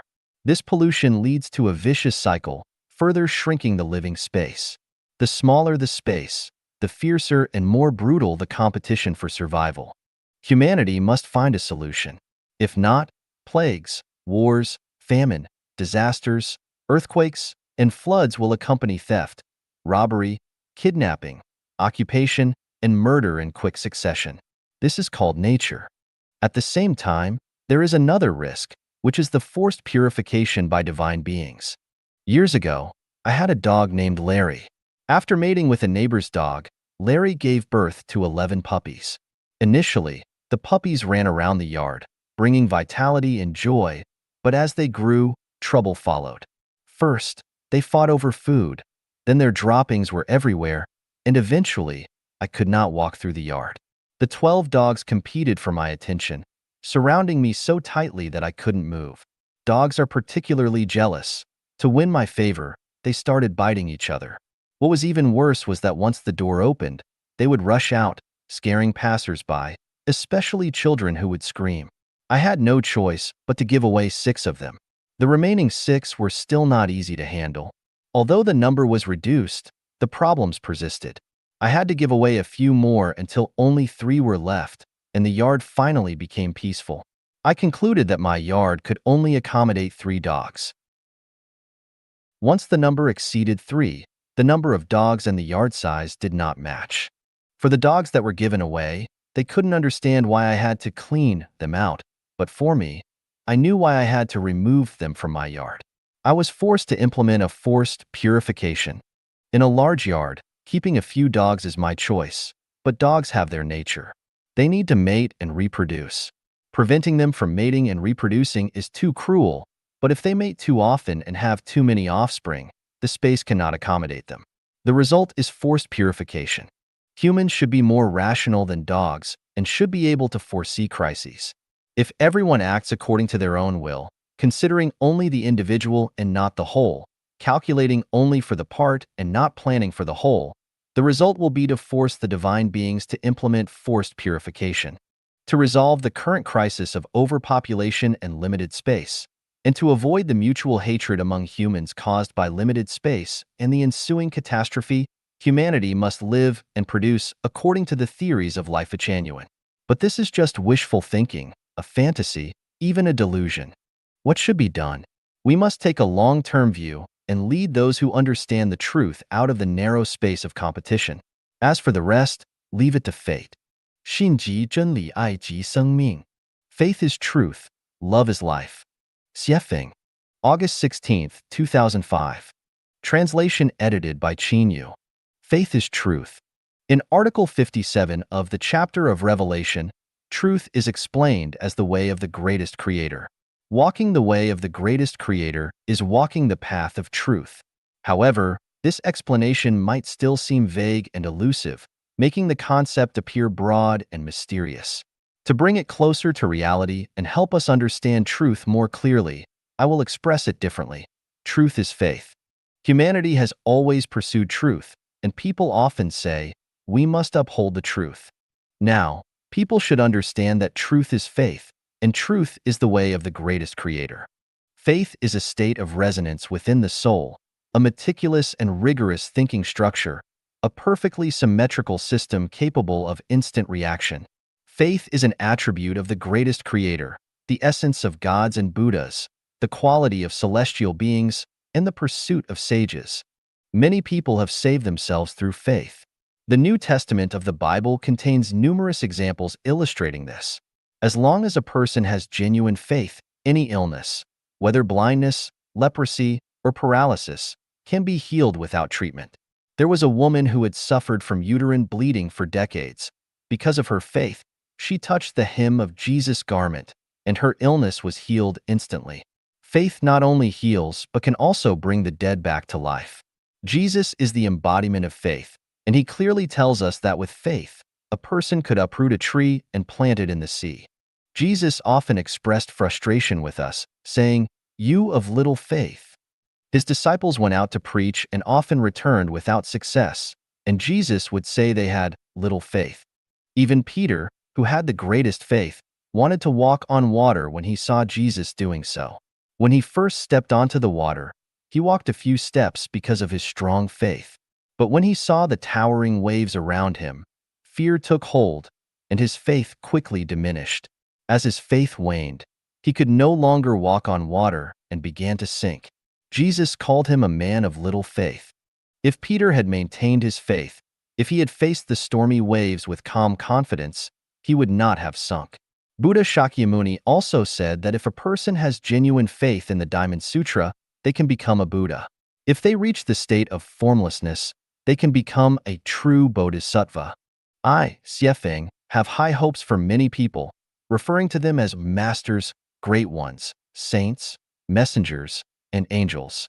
If these people have genuine faith, they can quickly elevate their wisdom and spiritual awareness under my guidance and become true masters and saints in a very short time. But without faith, they are nothing. In psychology, there is a term called the Pygmalion effect, which can also explain this mystery. There was a Zen master who, in gratitude for a disciple who had served him diligently for over 30 years, respectfully called him Buddha one morning. However, this disciple had no understanding of Zen. When the master called him Buddha, he didn't acknowledge it. Because he lacked faith, he failed to attain sudden enlightenment and become a Buddha. If you don't acknowledge yourself as a Buddha, you will never become one. Even in daily life, faith plays a tremendous role. For example, in a marriage, if a wife has unwavering faith in her husband's abilities and qualities, the family will be warm, harmonious, peaceful, and content, and its economic and social status will rise rapidly. If the wife constantly doubts her husband, has no confidence in him, and frequently complains and criticizes, the family will lack harmony and be in constant turmoil, and, in severe cases, may lead to separation or divorce. In extreme cases, it could even lead to the destruction of the family and the loss of lives. Do you understand now? Love is life. In the Life chapter, I have provided a relatively detailed revelation about life. Life is a non-material structure with spirituality. To those who understand, this is as obvious as a louse on a bald man's head, a clear fact. To those who don't understand, it's like trying to explain quantum physics to a cat, completely bewildering. To bring it closer to reality and make it easier to grasp, I will express it differently. Life is love. Life is a non-material structure, and the more perfect this structure, the higher the quality of life. And perfection is primarily manifested in love. The life of the greatest creator is the most perfect because he has great love. The lives of Jesus and Buddha Shakyamuni are highly perfect because they possess universal love. Jesus loved humanity with his blood, and Buddha Shakyamuni gave up a privileged life and endured hardship for 49 years to relieve humanity's suffering. Their lives are perfect lives. Love can purify the soul and make the structure of life more symmetrical and perfect. Those with Buddha eyes can see into the 36-dimensional spaces. By comparing the differences in life between the Pure Land, the 1,000-year world, the 10,000-year world, the human world, the animal world, the plant world, the netherworld, the frozen layer, and the inflamed layer, you will find that the differences in life at each level are primarily reflected in love. The amount, breadth, and depth of love are the most crucial factors determining which level of existence a life appears and exists in. Crude oil extracted from the earth becomes distinctly separated into light oil, gasoline, diesel, kerosene, and asphalt after refining. The purer it is, the higher its quality and the greater its usefulness. The more impurities it contains, the lower its quality and the less its usefulness. The same applies to people. Once refined with the balance of love, the true quality of the lives of gods, Buddhas, celestial beings, saints, sages, mortals, worldly people, and ignorant people is immediately revealed. To achieve a high-quality life, one must have love. The more love, the broader and deeper it is, the easier it is to ascend to higher life spaces. Conversely, the less love, the narrower and shallower it is, the easier it is to descend into lower life spaces. If there is not only a lack of love, but also the creation of hatred, one is bound to end up in hell, there's no doubt about it. Lovers in the throes of passionate love often say, "I only love you." I say, you are being foolish. Love the greatest creator. Love gods and Buddhas. Love nature. Love humanity. Love life, and love your enemies. You won't regret it. Understand? Mong Samana. What are you busy with? Xiefeng. August 16th, 2005. Translation edited by Qin Yu. Being busy is a hallmark of modern life. But what is the result of all this busyness?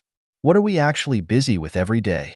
Bill Gates is busy, President Bush was busy, CEOs of large companies are busy, street vendors are busy, workers and farmers are busy. Everyone is busy, but the outcomes are different. Being busy can be either a comedy or a tragedy. Whether it is one or the other depends on what we are busy with. Being busy in the pursuit of truth, goodness, beauty, and love is certainly a comedy, while being busy in the pursuit of fame, fortune, power, and personal desires is definitely a tragedy. Some people are busy for the sake of national and ethnic interests. Are their efforts worth it? No, they are not. They are busy blocking the progress of civilization, harming others for the benefit of a few. Many wars have been fought in the name of national and ethnic interests.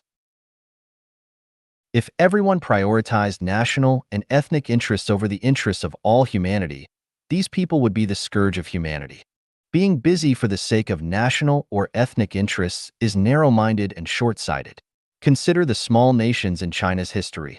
They exhausted their resources and mobilized the entire population to engage in life and death struggles with neighboring countries, draining the people and the treasury. What was the final outcome? Unification. And that was good. One unified China is better than many small Chinas constantly fighting each other. By analogy, if this world had no nations, or if the entire Earth were one nation, wouldn't that be great? At least the people wouldn't need to support so many military personnel, and military expenditures could be eliminated. There would also be no need for so many administrative personnel, embassies, border guards, immigration offices, customs, and the like could be abolished, and visa procedures could be eliminated. Unification is better than division. In this sense, being busy for the sake of national or ethnic interests is contrary to the development of global civilization. Some people are busy with religious or political parties. Is that busyness worth it? No, it's not. Those who are busy with religion and political parties are actually narrow-minded, blind, selfish, and self-serving. Their busyness does not bring peace to the world, but rather disputes and chaos. Just think, if this world had no religions or political parties, wouldn't that create a more peaceful and harmonious environment? Some people are busy with their small families, working themselves to exhaustion. In the end, who remembers their grandfather?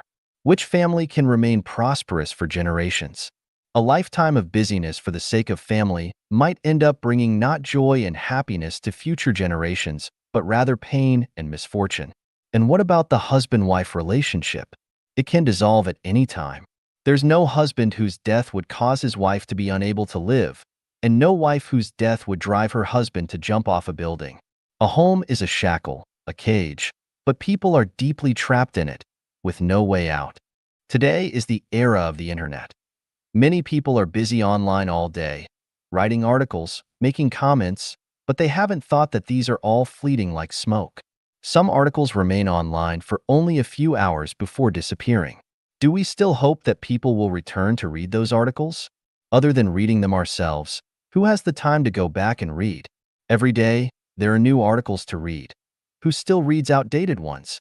Moreover, most articles do not bring truth, goodness, beauty, and love to people but rather anxiety, trouble, distress, and confusion.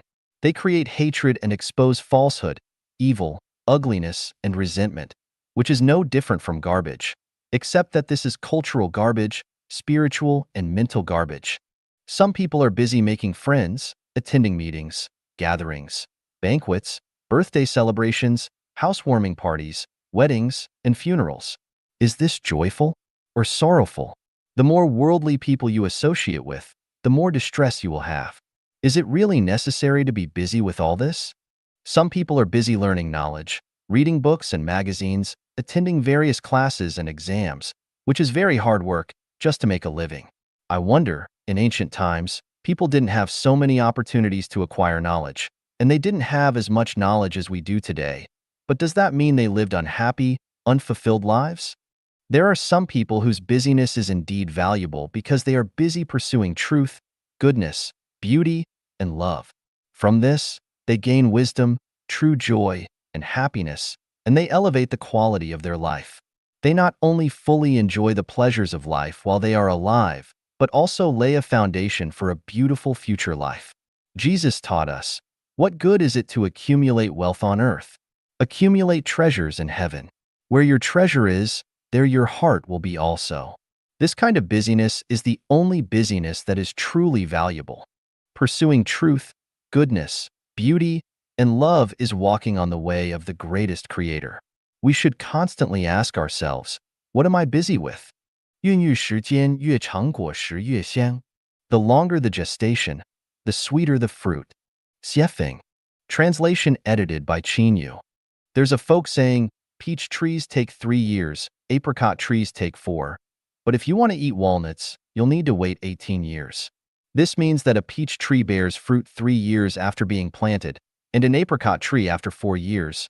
But to taste a walnut, you'll have to wait through 18 springs and autumns for the tree to bear fruit. The more valuable something is, the longer it takes to gestate. In Journey to the West, it is recorded that the ginseng fruit in the Wuzhuang Temple takes 3,000 years to bloom, another 3,000 years to bear fruit, and yet another 3,000 years for the fruit to ripen. If one could eat a ginseng fruit, they would live for 47,000 years. In the Queen Mother of the West's peach garden, the peaches in the front garden ripen once every 3,000 years. Eating one grants health, lightness of body, and immortality. The peaches in the middle garden ripen once every 6,000 years. Eating one grants eternal life and the ability to ascend to heaven. The peaches in the back garden ripen once every 9,000 years. Eating one bestows longevity equal to that of heaven and earth. People who are impatient to taste the fruit will never experience truly delicious fruit. If you sow the seed today and expect to eat the fruit tomorrow, that's called impatience.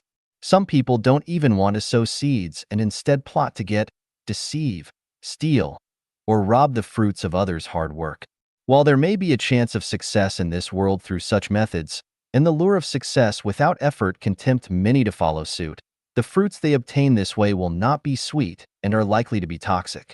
Some people study Buddhism for 3 days and then expect to become a Buddha. When they don't achieve this in 3 days, they switch to studying the Bible. Before they even understand the basics of the Bible, they start preaching. But when they can't answer others' questions, they either stubbornly insist they're right, quoting a few lines from the Bible to show their steadfast faith, or they abandon the Bible altogether and never think about it again. These people only skim the surface and never grasp the true essence. and in the end, they might even dismiss the classics as useless. Entering a path is deeper than the ocean, and only those who immerse themselves in it can obtain the ocean's fruits. The problem is that few people are truly devoted to their studies, while many just skim the surface, seeking fame and fortune. This is the underlying cause of the restlessness in our current era. Tang Monk endured 81 hardships over 19 years, walking more than 50,000 miles to retrieve the Buddhist scriptures from the West. Through this long gestation period, he finally achieved true results and tasted the sweet fruits. Do modern people still have this kind of perseverance? They are unwilling to do even one day of voluntary work, always calculating immediate gains. If they don't see benefits within a few years or even a few months, they become discouraged and agitated, either giving up or cursing themselves for being foolish. In the past, there were disciples who could loyally follow their master for a lifetime. Do such disciples still exist today? No, people nowadays are practical, and no one wants to be foolishly loyal. However, faith can move mountains. Those who truly obtain the sweet fruit are the foolishly loyal ones like Tang Monk. There was once an eccentric man who gave an honest man a tree seed, telling him, "This is a seed I stole from the heavens. It will grow into a towering tree and will eventually bear fruit worth more than gold. Take good care of it." The honest man was overjoyed and planted the magical tree in fertile soil, tending to it day and night. A year passed, then another. The sapling grew to the height of the eaves, with lush green leaves, but it neither bloomed nor bore fruit. The honest man began to grow impatient. After 2 more years of waiting, his neighbors started mocking him. Some called him foolish, some said he was stupid, and others said he was mad.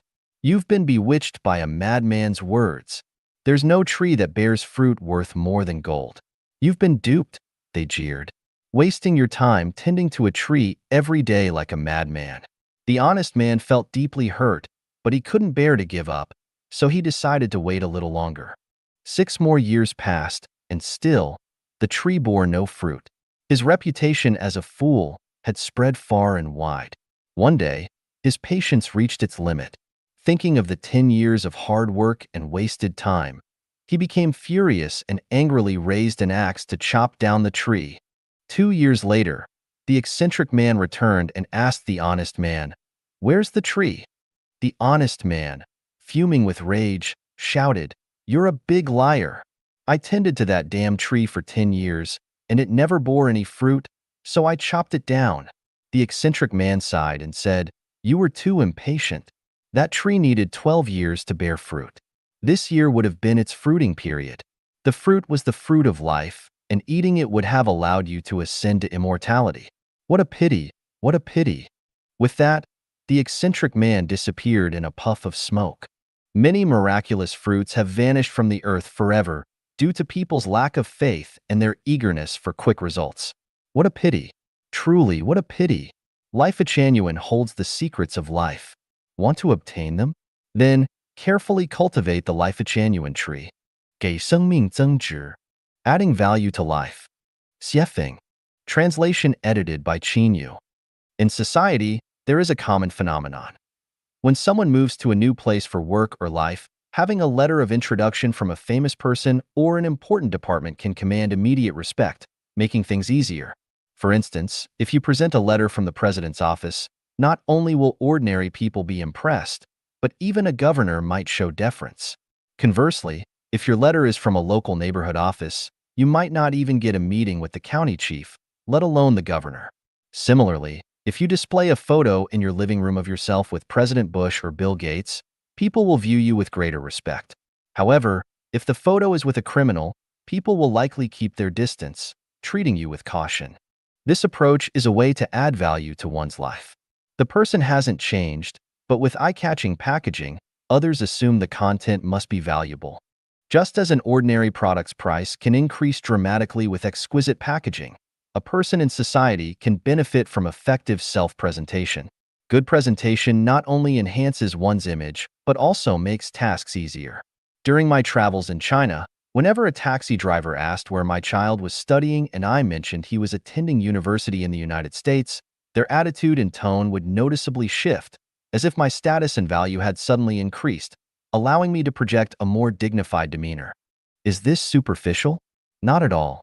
The secular world thrives on such things.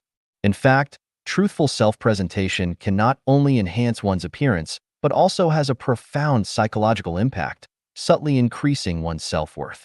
Every time I think of friends like Taiji Celestial, Foshan Celestial, Penglai Celestial, and Tianshan Celestial, I feel a surge of pride and see myself as someone remarkable. Some people value the packaging more than the product itself. Is the packaging worthless?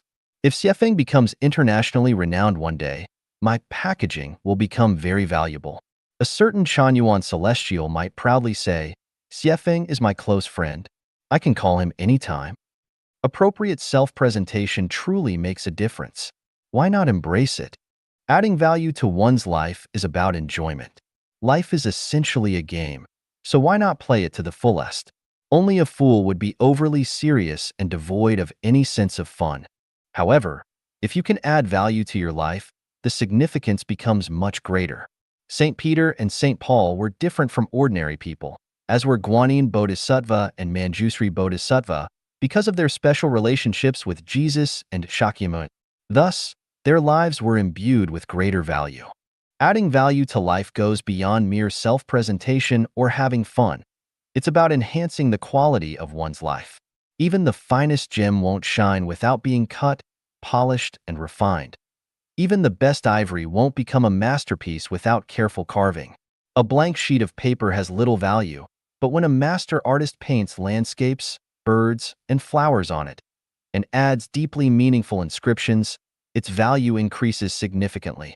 Anyone who has undergone the spiritual transformation of Life Genuine, whether they acknowledge it or not, has increased the value of their life. This is because their way of thinking has changed, leading to a transformation in the form of their life. Such a change is a sign of added value. Someone passionate about political commentary, once exposed to Life Genuine, may lose interest in it. An atheist who reads Life Genuine's writings might question their old worldview and life values. A religious devotee or a political party member who engages with Life Genuine will likely reflect on their beliefs. Someone skeptical about the future of life, after entering Life Genuine, will develop hope and anticipation for the future. If you believe you are valuable, you are. If you believe you are worthless, you are. A confident person can generate boundless spiritual strength. Someone aiming to change the world will find their wisdom suddenly emerging. A person striving to become a master will experience extraordinary inspiration. Someone with an infinite longing for life will surely find a true guide. One must become the architect and builder of their future life, actively seizing every opportunity to expand their knowledge. Avoid missing any divine opportunities. A foolish person clings to outdated practices, is timid and fearful, and prefers to remain in their comfort zone. They may cling to a precarious branch during a flood. When the greatest creator sends a boat to rescue them, they refuse to board. When the greatest creator sends a plane, they still refuse, stubbornly believing that the greatest creator himself will come to save them, with the inevitable result of being swept away by the flood. Some people spend their lives following a path that leads nowhere, yet they close their eyes and dare not try new paths. Others fear reading books with new ideas and new thinking, worried it might shatter their fragile beliefs. Such individuals, in the end, can only weep over their own missed opportunities and fail to add value to their lives. There is no fixed method or eternal remedy. If someone doesn't dare to associate with today's great minds, what progress can they make beyond muttering to themselves and whispering in secret? Some people don't understand the concept of truth, but still pursue it. Isn't that like a blind man lighting a candle to no avail? Where will you find the truth? Who wants to add value to their life? Enter Life Genuine, the only place of its kind. Don't wander aimlessly. The ship of life is at your doorstep. If you still refuse to board, don't blame the greatest creator, Jesus, or Shakyamuni for being unkind or unmerciful. 健康的秘诀, The Secret to Health. Xiefeng. Translation edited by Qin Yu. Humanity spends enormous amounts on preventing and treating diseases. Yet, no matter how advanced our medical technology becomes, we cannot prevent illnesses from occurring, nor can we stop the death of our physical bodies. In the chapter of unconventional thinking, I posed a question. Why don't wild animals train their own doctors? In the elementary health preservation section of the health preservation chapter, I discussed 8 factors that lead to the weakening and death of living beings. Today, I will explain the secret to health. First, let's consider people with disabilities. We must ask, why do they become disabled? Is it merely due to factors like war, car accidents, plane crashes, medical errors, unfortunate falls, or fires? And when we look at people who frequently fall ill, we must also ask, why are they sick? Some people rarely get sick throughout their lives, while others are plagued by illness. What is the cause? Farmers know that seeds must be carefully selected for planting. The largest and fullest seeds are chosen for the next year's planting to ensure a good harvest. If the seeds are not full and plump, the crops will not grow well. For plants like beans, cucumbers, watermelons, and gourds, the seeds must be taken from the fruits closest to the stem, not from the ones farthest from it. Seeds near the stem will grow into plants that flower and bear fruit early, making efficient use of nutrients and time, leading to a good harvest. In contrast, seeds from the fruits far from the stem may produce plants that only grow long vines, taking a long time to flower and bear fruit. This not only wastes a lot of nutrients, but also delays the harvest, making it difficult to achieve a good yield. Now, think about why different flowers like peonies, roses, chrysanthemums, and crabapples are distinct from one another. Or why peach trees only produce peaches and apricot trees only produce apricots. Why do poplars grow straight while fruit trees spread out like showerheads? Why do beans twine as they grow? The answer is simple. Different life forms have different genetic structures or different life structures, which lead to different life forms. The issue lies here. The life structure determines the life form. Factory mold makers understand that if a mold has a defect or flaw, all products made from that mold will bear the same flaw. To create flawless products, the mold itself must be flawless. Similarly, to maintain good health, the body must have a flawless life structure. Suppose someone falls while building a house, breaks his leg, and ends up with an amputation, or someone encounters a car accident and loses a leg. The root cause isn't carelessness or bad luck. It lies in a flaw in his life structure. Once this flaw exists, his leg is destined to be lost, whether by a fall, a car accident, a fire, disease, assault, or snake bite. In any case, his leg is doomed. If it's not amputated from a fall, it will be lost in a car accident. If not burned in a fire, it will be paralyzed by disease. If not broken by someone, it will be bitten off by a snake. In short, his leg cannot be saved. Likewise, any disease, whether it's heart disease, arthritis, cancer, or AIDS, begins with a flaw in the life structure. The problem is not with the surface, but with the essence. If a person's life structure is perfect, they will not fall ill. Whether it's the flu, the Black Death, SARS, or bird flu, they will remain unaffected.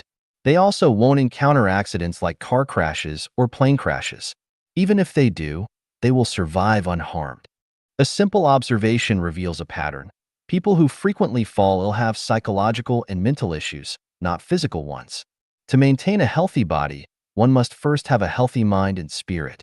Once there are issues with the mind and spirit, the body will soon develop corresponding discomfort or disease. Psychological and spiritual issues can be attributed to problems of the mind, and the mind is closely related to the structure of life. Science has proven that the structure of water molecules is influenced by the consciousness of life around them. When water molecules encounter positive emotions like love, gratitude, and affection, they exhibit a beautifully symmetrical structure. When they encounter negative emotions like hatred, disgust, and irritation, they exhibit an ugly and flawed structure. These ugly and defective structures are flawed structures, and such flawed structures can lead to problems or diseases. What is true for water molecules is true for all matter.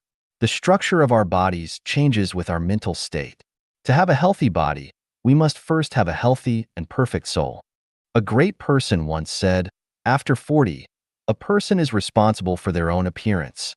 Buddhism teaches that during cultivation, one should maintain a compassionate and kind demeanor and posture, showing that the soul is connected not only to appearance but also to the structure of life. The best prescription for a beautiful soul is the teachings of Jesus and Sakyamuni, followed by practicing cultivation in Lifegenuine. As the Lifegenuine era arrives, hospitals will disband and doctors will no longer exist, yet everyone will be healthy, almost like the celestial beings in the thousand-year world. 不要打搅乐就在其中. Do not disturb, joy lies within it. Xiefeng. Translation edited by Qin Yu. When I was a child, sitting on the ground and playing with mud with my friends, I found joy within it. At such moments, if an adult came over and interrupted, saying that smart children should be reading instead of playing with mud, and that they should stay clean and not get their clothes dirty, it would ruin the fun. For teenagers, idol worship is like playing with mud. Their happiness and joy lie within it. If adults are disdainful and obstructive, it can hurt the pure emotions of these young people and cast a shadow over their innocent hearts. When two people are deeply in love, they find great joy within it.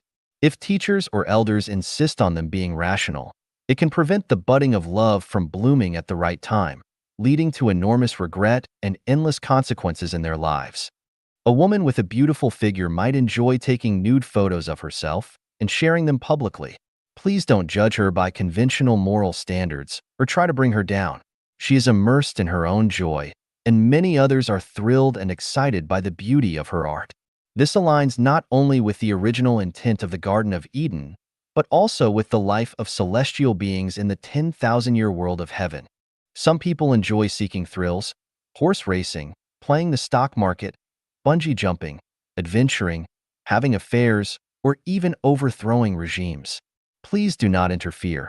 They are finding joy within these activities. Some enjoy writing poetry, playing chess, singing, or fishing. Please do not mock or disturb them. They are finding joy within these activities. Some love politics, some love making money, some love art, and some love philosophy. Please don't pour cold water on them or discourage them. They are finding joy within these pursuits. Some enjoy studying Buddhism, some enjoy cultivating as celestial beings, some enjoy martial arts, and some enjoy mystical arts. Please do not ridicule them.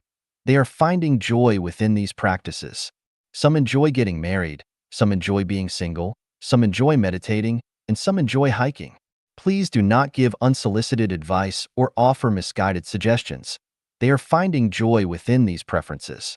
If someone is passionate about something, as long as it brings them happiness and does not harm others, they should be allowed to indulge in their passion. Interfering will only bring them distress, leaving them at a loss. Who can say their life is the most perfect or that their path is the most correct? Who can guarantee that their advice will bring joy and happiness to others? What others do not need should not be forcibly given, and when others do not need help, do not insist on being a good person. The mood of a person living in a thatched cottage may be better than that of a person living in a luxurious palace. The body and mind of someone who eats simple food may be healthier than those of someone who indulges in gourmet delicacies. Simplicity is better than complexity, and plainness is more precious than extravagance. A shepherd may understand the wonders and beauty of nature better than a philosopher. What is a successful life? As long as you feel happy and content throughout your life, that is a successful life. Is becoming an emperor a success? Perhaps sorrow lies within. Is having billions of dollars a success? Perhaps trouble lies within. Is becoming famous or holding office a success? Perhaps problems lie within. Is having a different beautiful woman to accompany you every night a success?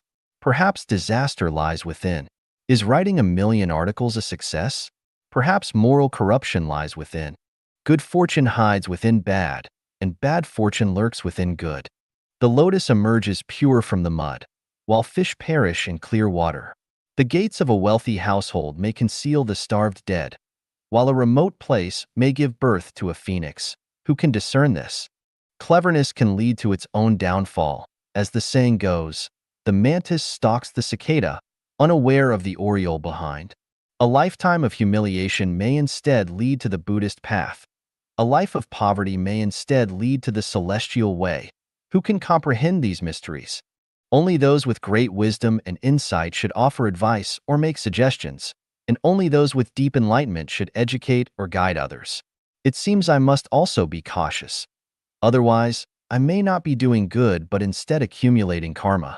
As long as you find joy in what you do, I will stand aside, not disturbing or offering poor advice. A gentleman's word cannot be taken back, no matter how fast the horse is, as Wei Xiaobao famously said. 客观世界是主观意识的反应. The objective world is a reflection of subjective consciousness. Xiefeng, September 22, 2005. Translation edited by Qin Yu. In the face of the myriad phenomena in the vast world, i.e., objective reality, human beings are always in a passive position. This passivity arises from a reversal of the primary and secondary relationship, mistaking the subject for the object and the object for the subject. In reality, the subjective is the essence, and the objective is the external manifestation. However, people tend to treat the subjective as the objective and the objective as the subjective. This inversion of primary and secondary is akin to putting the cart before the horse, leading humanity to display a passive consciousness in the face of nature. This negates the proactive role of human consciousness, resulting in the attribution of all human misfortunes and sufferings to nature, while ignoring the positive and negative effects of one's own consciousness. This, in turn, provides a self-soothing excuse for one's misfortunes and suffering. I have a copy of the Modern Chinese Dictionary at hand. Under the entry for consciousness, it defines: consciousness is the reflection of the objective material world in the human brain. It is the sum of psychological processes such as sensation and thinking, with thinking being the advanced form of reflection unique to humans. Existence determines consciousness, and consciousness, in turn, acts upon existence. This explanation is entirely inverted, placing humans in a passive position, leading them into a state of confusion and trapping them in an abyss of darkness with no way to find light. Under such erroneous guidance, people can only resign themselves to fate, placing their hopes on gods, Buddhas, or great figures, expecting a savior to rescue them. They forget their own subjective initiative and fail to realize that they themselves are their own saviors. In other words, while one is originally their own savior, they now view external things as their savior. This is the root of human suffering and misfortune. The correct understanding of consciousness is that it is a manifestation of the non-material structure of a spiritual being, a self-nature Tathagata. It is a thinking activity that proactively creates the objective world. The objective world is the result of subjective consciousness. Consciousness determines existence, and existence, in turn, acts upon consciousness. The principle may seem profound and difficult to understand, but upon careful reflection, profound truths become simple and easy to grasp. Let's first consider the Thai ladyboys. Thai ladyboys are males who feminize themselves. Some ladyboys are as beautiful as celestial beings, captivating with their every movement and smile, surpassing even the most beautiful women. How is this possible? The key lies in the proactive role of the ladyboy's consciousness. If a man consciously and persistently studies and mimics women, continually imagining himself as a woman, over time, under the influence of his consciousness, not only will his speech and behavior become feminine, but his personality traits and even his physical and psychological characteristics will gradually change towards femininity, ultimately transforming him into a ladyboy. Why is it said that after the age of 40, people are responsible for their own appearance? Why do enlightened beings have compassionate and kind expressions? The reason lies in the positive role of self-consciousness. In other words, the objective reality is a reflection of subjective consciousness. Whatever subjective consciousness exists, so will the objective reality. Why are Americans wealthy while Africans are poor? On the same planet, under the same sun, where does the difference lie? The root cause lies in consciousness. Whatever subjective consciousness exists, so will the objective reality. It is not existence that determines consciousness, but consciousness that determines existence. People with cheerful personalities are generally healthy and long-lived, while those with narrow minds are generally more prone to illness and shorter lifespans. This is primarily due to the influence of consciousness, not diet and environment. Under the same conditions and environment, some people's homes are clean, tidy, refreshing, and comfortable, while others' homes are messy, chaotic, and foul-smelling. Where lies the reason? Again, It's the influence of consciousness. Whatever consciousness exists, so will the reality. Should we still blame heaven and earth? We should not complain about the greatest creator. We should change our consciousness. The objective reality is the product of one's own subjective consciousness. Some may argue that those born into poor families or with congenital defects, are these objective realities also caused by subjective consciousness? The answer is 100% caused by one's own subjective consciousness. Do not blame your parents, do not blame the greatest creator, do not blame society, and do not blame nature. This requires tracing back to your consciousness in previous lives and even further back, meaning that the consciousness of your past lives has led to the objective reality of this life. There is no error in the teachings of Jesus and Sakyamuni. What is the purpose of our cultivation and practice? It is to change our consciousness. If a person has the consciousness of a pig, they will inevitably end up in a pigsty, keeping company with pigs. If a person has a mentality inclined toward theft, they will inevitably associate with thieves. If a person has the consciousness of a Buddha, they will naturally be born into the Buddha's land in the next life. If a person has the consciousness of a super-celestial being, after the death of their physical body, they will surely go to the celestial islands continent of the Elysium world. This is very simple common sense. What is so difficult to understand about it? Some may consider this superstition, but my dear comrades, this is not superstition. Superstition is something that cannot be clearly explained, but I can explain all of this to you in detail. Watching you not walk the great way of life, but blindly rush about, wasting your precious time, my heart aches. While I am still in this world, you should seize the opportunity to cultivate and practice. If you cannot accept that I am the incarnation of Jesus and Sakyamuni, it's fine to regard me as a dung beetle, a rotten egg, or even a demon or ghost. The key is whether what I say makes sense. If it does, then what are you waiting for? If the greatest creator sends a boat to pick you up and you refuse to board, or if the greatest creator sends a plane to pick you up and you refuse to fly, do you really think the greatest creator will come to pick you up personally?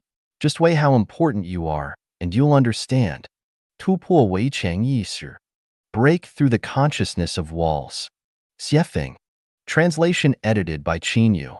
Creation has destined the snail to travel with a heavy shell on its back. Most mollusks have protective shells. The softer they are on the inside, the harder their exterior. The harder they are inside, the softer their exterior. Humans exhibit a similar phenomenon. Those who are harsh and domineering with their wives and children at home, or aggressive with siblings, neighbors, and friends, tend to become weak and submissive when they travel far from home. Conversely, those who are meek and gentle with their loved ones often display courage and strength in front of strangers. People who are adept at internal conflicts within their own circles are often humble outside, while those who attack their own compatriots, nation, or country often appear very compliant and docile in front of foreigners. The less attractive a person feels, the more they tend to package themselves. The poorer one's economic situation, the more they are inclined to wear branded clothes. The less powerful one is, the more they like to put on airs. The less wise one is, the more they pretend to be profound and broad-minded. The less capable one is, the more they flatter and ingratiate others. The weaker one's inner self, the more they tend to fortify and isolate themselves. The narrower one's mind, the more they defend themselves. In front of my house, there used to be a wire fence surrounding the largest golf course in Harare. Inside the course, there were lush green grass, gentle slopes, and a vast, open view. From the outside, the view inside was beautiful, and from the inside, the outside scenery was equally picturesque. However, a month ago, things suddenly changed. A wall was erected around the golf course. Now, those outside can no longer see the scenery inside, and those inside can no longer see the scenery outside. The expansive view became narrow in an instant, with the cold, gray wall now dominating the sight, creating a deep sense of oppression. I remember 10 years ago when the walls around homes were low. Some even had no walls at all, using plants and vines to surround their yards instead. Some only used steel bars or wire mesh, allowing pedestrians outside to fully enjoy the unique beauty of each household's garden, appreciating the flowers and plants, and watching the playful dogs and cats inside. The people within the yards could freely take in the scenery outside, effectively expanding their own space and extending their view to infinity. But now, every household has high walls, and these walls are often topped with barbed wire. The gates are made of thick black iron plates, sealed tightly without a crack, completely isolating the inside from the outside. By blocking others, one also blocks oneself. By limiting others' views, one also limits one's own. Closing the doors and windows prevents the entry of sunlight and fresh air. By not opening one's heart, one rejects opportunities for communication with other beautiful souls. Cleverness turns into folly. The more one defends, the more confined they become. The more one emphasizes safety, the less secure they feel. The vastest ocean accommodates the most rivers, and the most open heart is most likely to give birth to the greatest thoughts. Those who do not reject diverse diets have the strongest bodies. The person who receives the most love is the one who selflessly gives their love to as many people as possible. The moment you feel great and extraordinary is precisely when you are at your smallest and most useless. When you feel wise and profound but your heart is arrogant, that is the moment when you are most ignorant. When you hide your emotions and thoughts, believing you have acquired valuable treasures, it is when you are actually harboring rotten and foul garbage. When you are desperately trying to protect and defend yourself, setting up defenses everywhere, that is the moment when you are at your weakest, most troubled, and most bored. A lamp should be placed on a stand to shine and illuminate. Flowers should bloom at the right time to release their fragrance, and people should seize opportunities to create. Opportunity knocks but once. Time waits for no one. Life is short. One cannot passively avoid the world, lingering and hesitating in wait and observation. Lost time can never be retrieved, and missed opportunities will never come again. Every day, every moment is a part of life. One must not let idleness and emptiness occupy the precious space of life. Though the pigsty may be large, it cannot offer a view of the scenery outside. While one can swim in a pond, it cannot allow one to experience the vast and majestic sea. Surrounding oneself with walls may enable survival, but it cannot let one appreciate the diverse wonders of the world. Lying in a coffin buried underground may protect one from the cold wind and fierce storms, but it also deprives one of the myriad joys of life. Break through the consciousness of walls and step out of the prison of the mind. Soar like a petrel riding the stormy waves. Integrate your talents and wisdom into the creation of the Life-Genuine era. Let your beautiful and precious life flow into the tide of the new era. Clinging stubbornly to the past cannot save you. Holding on to remnants and defects means regression and death. Conservatism cannot compare to openness. Sticking to the old is not as good as innovation. Waiting is not as good as striving forward. Silent death is not as good as calling out for life. Playing seriously, being serious in play, and constantly striving towards the highest state of life. This is the most vibrant and passionate life. Break through the walls of life and enter the paradise of celestial being life. Break through the walls of the family and enter the home of universal love. Break through the walls of religion and political parties and enter the deeper sanctuary of Life-Genuine. Break through the walls of the nation and enter the homeland of life. Most importantly, break through the walls of the mind and soar freely toward infinite freedom. Courageously venture into mysterious and unknown realms, explore the wonders of the vast universe, experience the charm and joys of another form of life, and feel the vast and boundless spiritual realm and the magical thinking melody of creating something out of nothing. Live every moment with boundless freedom, passion, and joy. As long as you break through, you will see a whole new world. 天人合一，同频共振. Unite with heaven. Resonate at the same frequency. Xiefeng. Translation edited by Qin Yu. As long as there is motion, there is vibration. As long as there is vibration, there is frequency. Where there is frequency, there is rhythm and regularity. Things that share the same frequency can resonate with each other, mutually enhancing, developing, and growing stronger. Conversely, things with different frequencies can suppress, cancel out, or even destroy each other. The softer something is, the easier it is to adjust its frequency and resonate. The harder something is, the more likely it is to become rigid, resistant, and opposed to resonance. Mountains and rocks can be easily destroyed, but water and air are difficult to break. The more adaptable a life form is to change, the greater its chances of survival. Life forms that cannot adapt to changes in their environment and rigidly adhere to their rhythms are prone to collapse and extinction. This applies to bacteria, plants, animals, and humans alike. Halley's Comet visits Earth every 76 years. This is its rhythm, its regularity, its vibrational frequency. The Earth orbits the Sun every 365 days. The Moon orbits the Earth every 29.5 days. Adult women experience menstruation. Seasons change on schedule. Day and night alternate. Waking and sleeping follow a cycle. Migratory birds move at regular intervals. Tides rise and fall predictably, and the heart beats 60 times per minute. All of these are examples of rhythm and frequency. People whose biological rhythms or frequencies are not suited to high-altitude environments may experience altitude sickness. People who live in areas with low humidity struggle when they move to drier climates. Those who travel long distances across time zones may suffer from jet lag. A Muslim suddenly living among Buddhists might feel uncomfortable, and even someone from the north of a country might find it difficult to adjust to the diet in the south. Have people noticed that everyone has a relatively stable circle of life? Although we live in a vast sea of people, we prefer to live in small circles where the culture and customs are the same or similar to our own. It's difficult to break out of this circle. Abroad, these cultural circles become especially pronounced, with Indians tending to stay together. Chinese people often associate with other Chinese. White people frequent predominantly white clubs, and black people tend to gather in predominantly black entertainment venues. Even in a university, students from the same province are more likely to bond with each other. The force behind these unconscious behaviors is frequency, biological frequency. Why do you like someone? Because their frequency matches or is similar to yours. Why do they dislike you? Because your frequency doesn't resonate with theirs.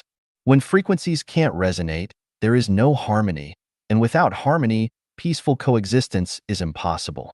To thrive, you must strive to resonate with your surroundings. Frequencies can be adjusted. To ensure that a large symphony orchestra plays beautiful, harmonious music, all the instruments must be tuned to the same pitch and frequency. To function effectively within a group and make a significant impact, each person must also tune their mind and thinking frequency accordingly. Biological entities that stubbornly adhere to their own frequencies, ignoring changes, either struggle through life or head towards self-elimination and destruction. What I'm trying to say is that everything is undergoing significant changes. Suppose the sun suddenly rises in the west. Suppose the sea suddenly becomes land, or land becomes sea. Suppose nations, religions, political parties, and families suddenly disappear. Suppose the sun, moon, and stars suddenly lose their light. Suppose natural disasters occur frequently. Suppose hospitals suddenly vanish, transportation and communication suddenly cease, or you suddenly lose all contact with your loved ones, friends, and familiar people. Could you handle it? I know some compatriots who refuse to eat Western food, saying it's unpalatable and that it upsets their stomachs. There was a man in his 30s who, after living abroad for 6 months, one day cried bitterly. When asked why, he said he missed home and his children. Another friend constantly wore a gloomy expression because he couldn't stand the smell of foreigners. A colleague mentioned feeling oppressed in Zimbabwe because of the abundant trees and said he preferred living in Jaiguan Pass, where the vast Gobi Desert offers a broad, open view. I've noticed that people today are extremely fragile, unable to withstand any shock or setback. Modern people can't enjoy the comfortable life our ancestors had 2,000 years ago. Without tap water, they complain. Without public transport, they curse. Without electric lights or phones, they grumble. Without air conditioning or TV, they get irritated. The more comfortable life is, the more fragile people become. The more freedom they have, the less they can tolerate criticism.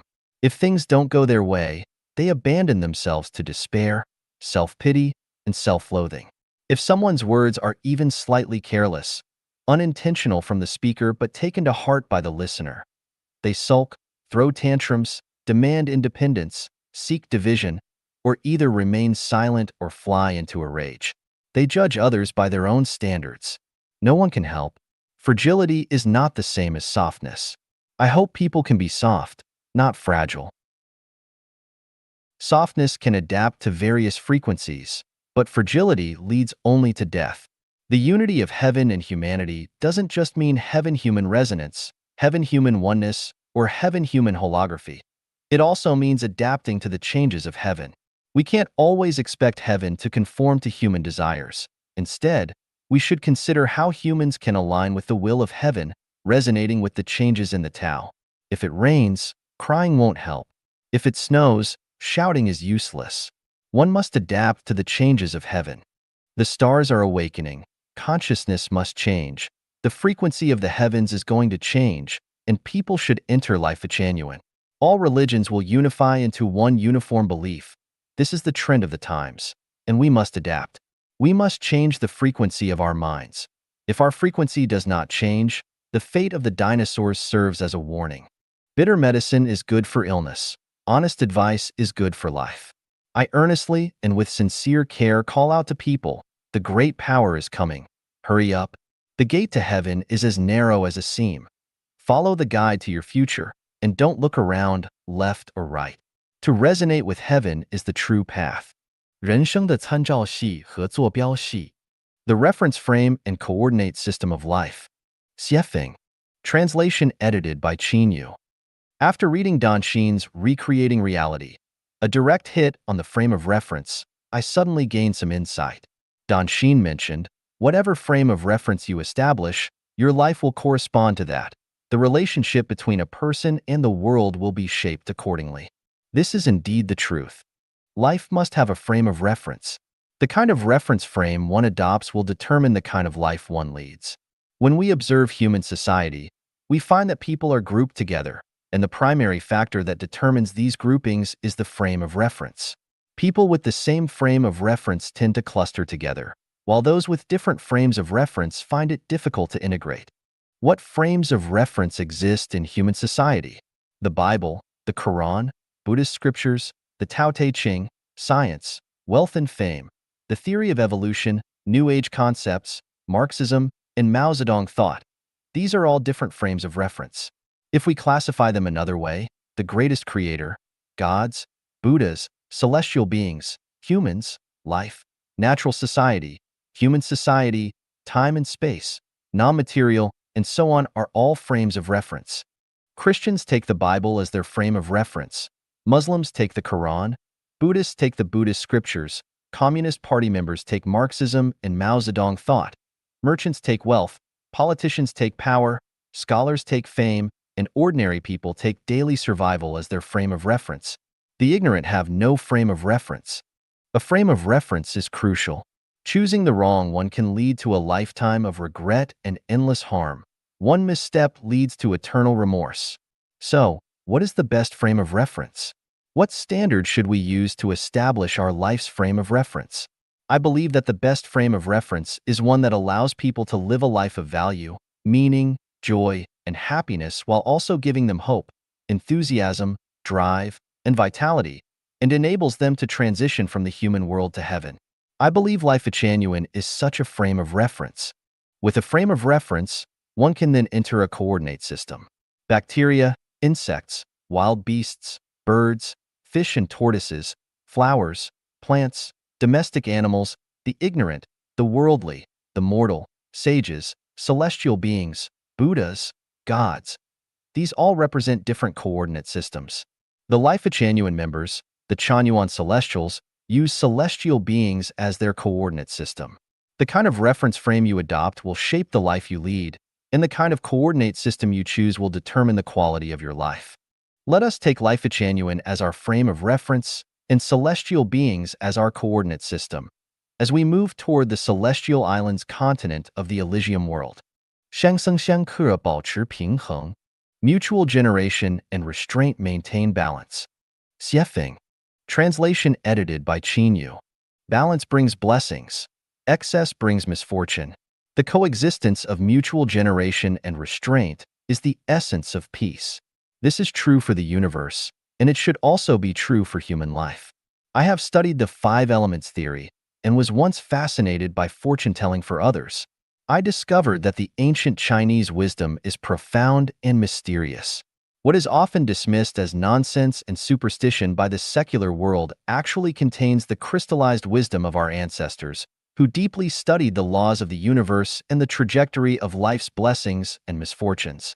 Due to our ignorance, we have foolishly thrown away these gems of wisdom into the trash, while modern people are intoxicated by the dazzling surface phenomena of a commercial society or merely use the wisdom of the ancients as a means to make money through fortune-telling, completely ignoring the vast and profound knowledge about the universe and life left by our predecessors. The five elements, metal, wood, water, fire, and earth, mutually generate and restrain each other. Wood generates fire, fire generates earth, earth generates metal, metal generates water, and water generates wood. The five elements also restrain each other. Metal restrains wood, wood restrains earth, earth restrains water, water restrains fire, and fire restrains metal. Only through mutual generation and restraint can all things develop harmoniously and be peaceful forever. Any extreme development not only harms the rest, but inevitably leads to its own demise. This principle applies to nature, and human society should be the same. The reason why the United States, a country with only a few hundred years of history and a mixture of races and cultures, can become a world superpower is mainly because it conforms to the principle of mutual generation and restraint. Their administration, legislation, judiciary, religion, and civil organizations are like metal, wood, water, fire, and earth, mutually generating and restraining each other, enabling harmonious and vigorous development and making them invincible. On the other hand, China, with its 5,000-year cultural history, has experienced continuous wars, movements, and widespread discontent and anxiety throughout its history. The root cause lies in the violation of the principle of mutual generation and restraint. National affairs are not the concern of us life genuine. What we care about is how each individual can live a happy and fulfilling life. From the 8 characters fortune-telling, I have glimpsed some mysteries. The so-called 8 characters fortune-telling involves converting a person's birth year, month, day, and hour into the heavenly stems and earthly branches, then converting these into the 5 elements, and finally using the principles of mutual generation and restraint of the 5 elements to calculate a person's future lifespan, fortunes, merits and demerits, success and failures. This method of fortune-telling is highly scientific and reasonable and is a profound subject. I studied it for 2 years and found that its mysteries are beyond the understanding of anyone who is not highly learned and wise. Mechanically fortune-telling is undesirable, but what is desirable is to provide timely guidance based on each person's 5 elements. This guidance is essentially about changing a person's life trajectory, but changing a person's life trajectory is no easy task. It involves a series of personal factors. Not only must one consider the person's 5 elements attributes and the positions of the 8 trigrams, but also the changes in the times, the changes of the moment, and the 5 elements attributes of others connected to the person. One must also consider the person's beliefs and psychological activities.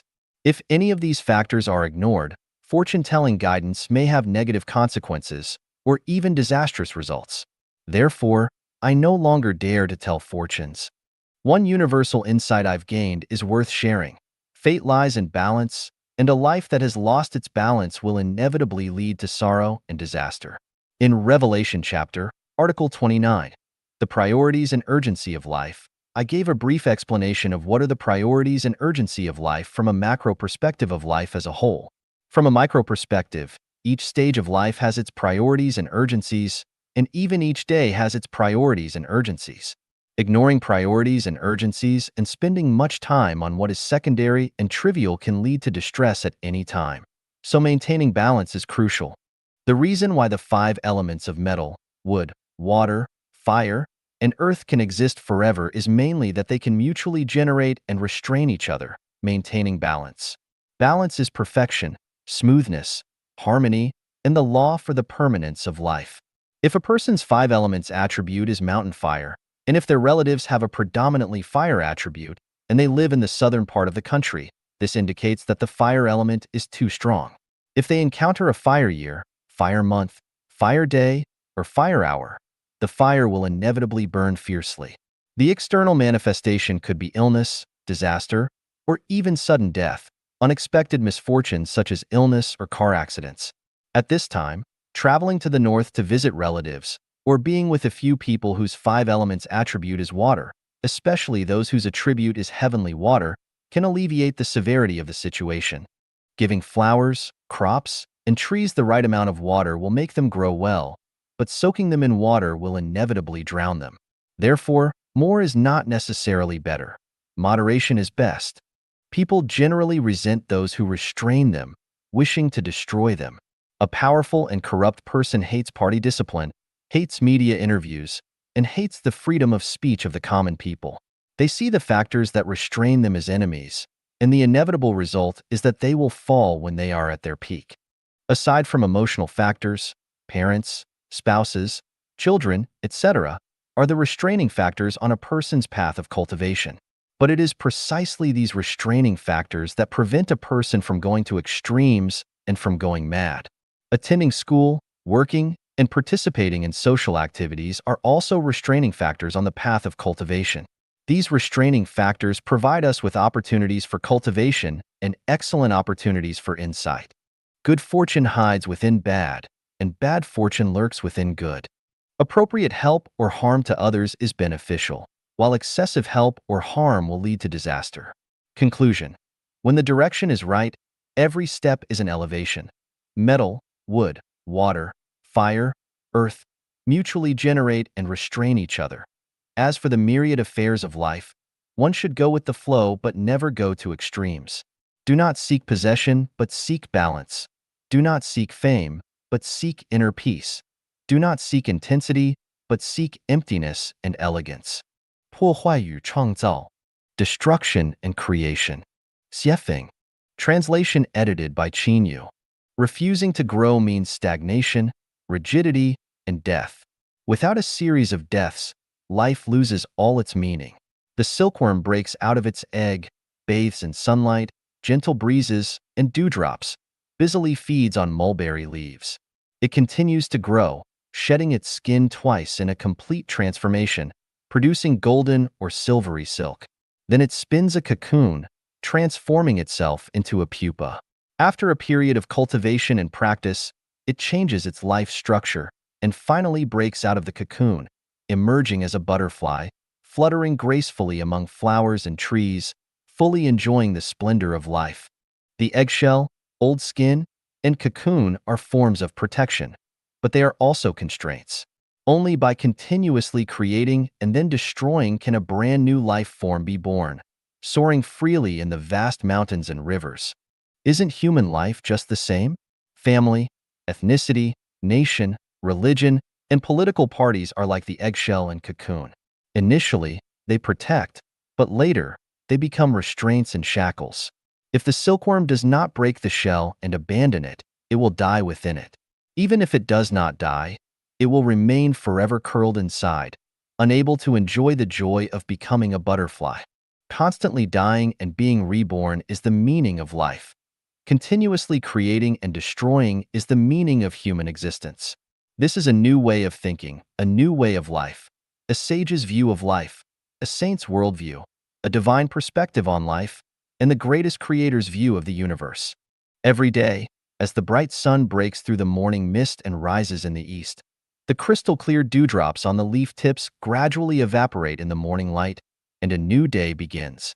The earth is filled with fresh vitality. New things continuously rise. The ocean sings in the waves. The green branches sway gracefully in the breeze. Joyful birds soar freely in the blue sky, and flowers bloom proudly in the fields and mountains. Ah, how marvelous life is, with the songs of birds and swallows everywhere, brimming with vitality, streams murmuring, and green waves rippling. Yesterday has passed. Beside the dying boat, 1,000 sails pass. In front of the sick tree, 10,000 new trees spring up. We should embrace new life, face the morning glow, enjoy the fresh breeze, carry a basket, and happily pick the mushrooms of happiness that belong to us. This is an active life, a diligent life, a life full of vitality, and also a life of joy and happiness. We keep on trekking, Keep moving forward, heading toward the light, toward the future, toward a new life, toward the boundless space and time of life. Advance together, singing and dancing joyfully. Clinging to the past is the worldview of the passive and lazy. Restricting the pursuit of freedom and happiness is the devil's worldview. Obstructing others' joy and happiness is the narrow and selfish mindset of the petty, and attacking and destroying others' joy and happiness is the perverted moral view of the malformed. Every man is a unique new landscape, and every woman should at least get to know 10 men in her lifetime.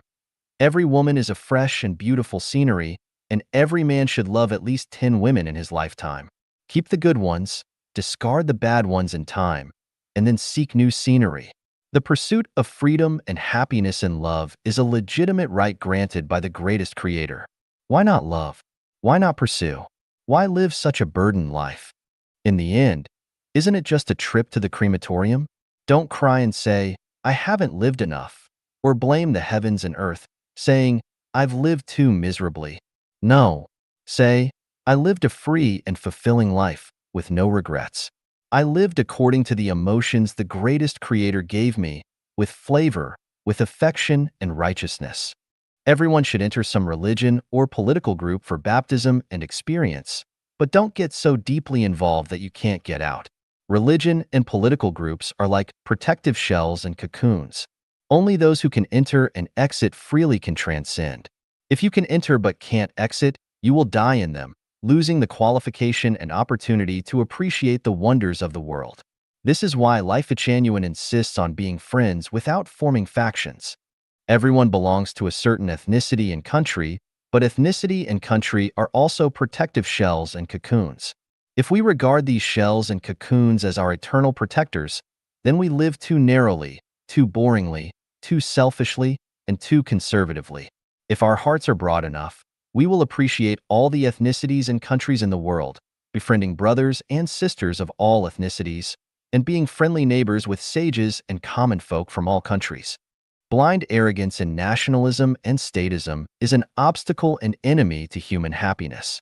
Those who put the interests of their ethnicity and country above all are narrow-minded frogs in a well, pitiful creatures.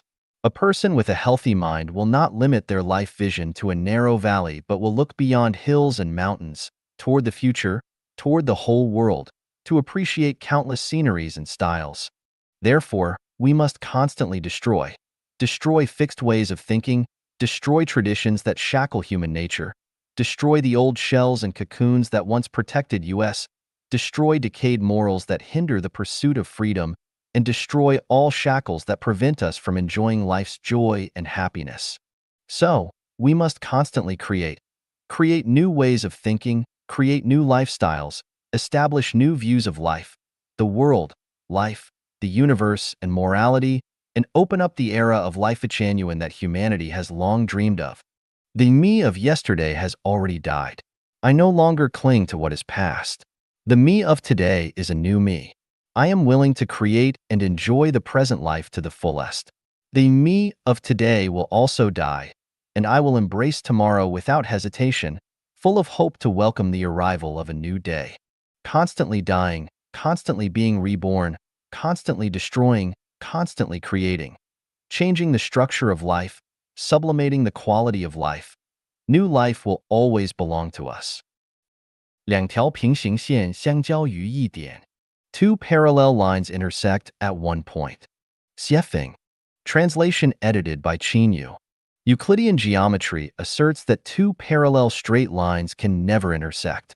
Einstein, considering the perspective of the universe, hypothesized that two parallel lines might intersect, but he did not provide proof, and to this day, scientists have not been able to prove it. Euclid proved the parallel line postulate from the perspective of a two-dimensional plane. Even in three-dimensional space, Euclid's parallel line postulate holds true and cannot be overturned. Assuming that the multiverse theory in quantum mechanics string theory is accurate, even in such a scenario, two parallel straight lines cannot intersect at one point. Einstein reasoned that massive objects could cause space to deform and curve.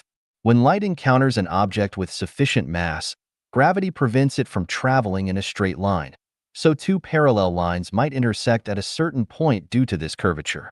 Therefore, he believed that Euclidean geometry might not be a universal principle.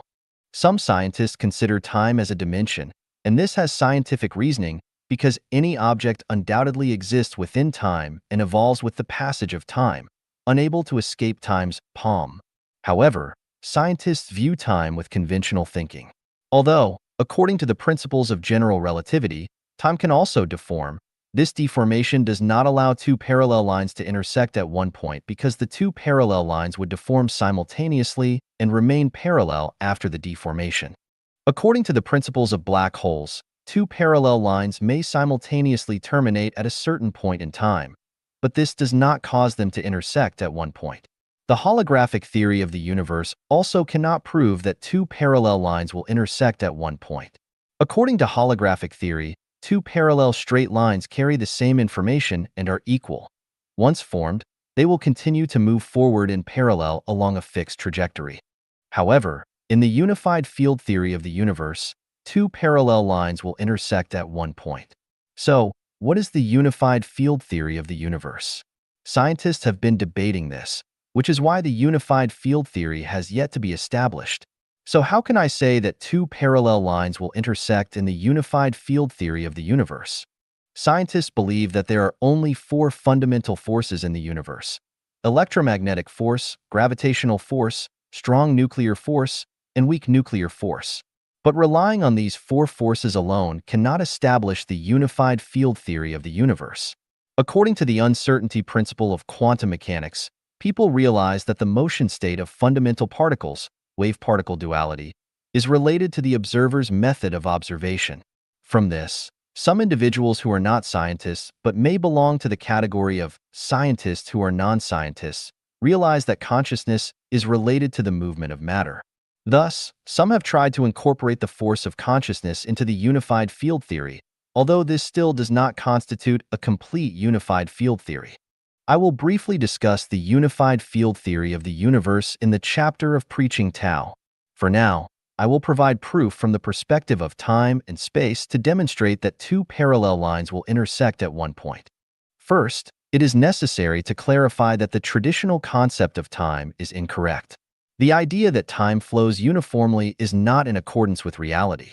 The belief that time is unidirectional is also not entirely correct because time is a recorder of the motion state of matter. Time arises from the movement of matter, and its speed is closely related to the speed and mode of matter's movement, as well as the space in which the matter exists. Therefore, time does not flow uniformly but is constantly in motion and change.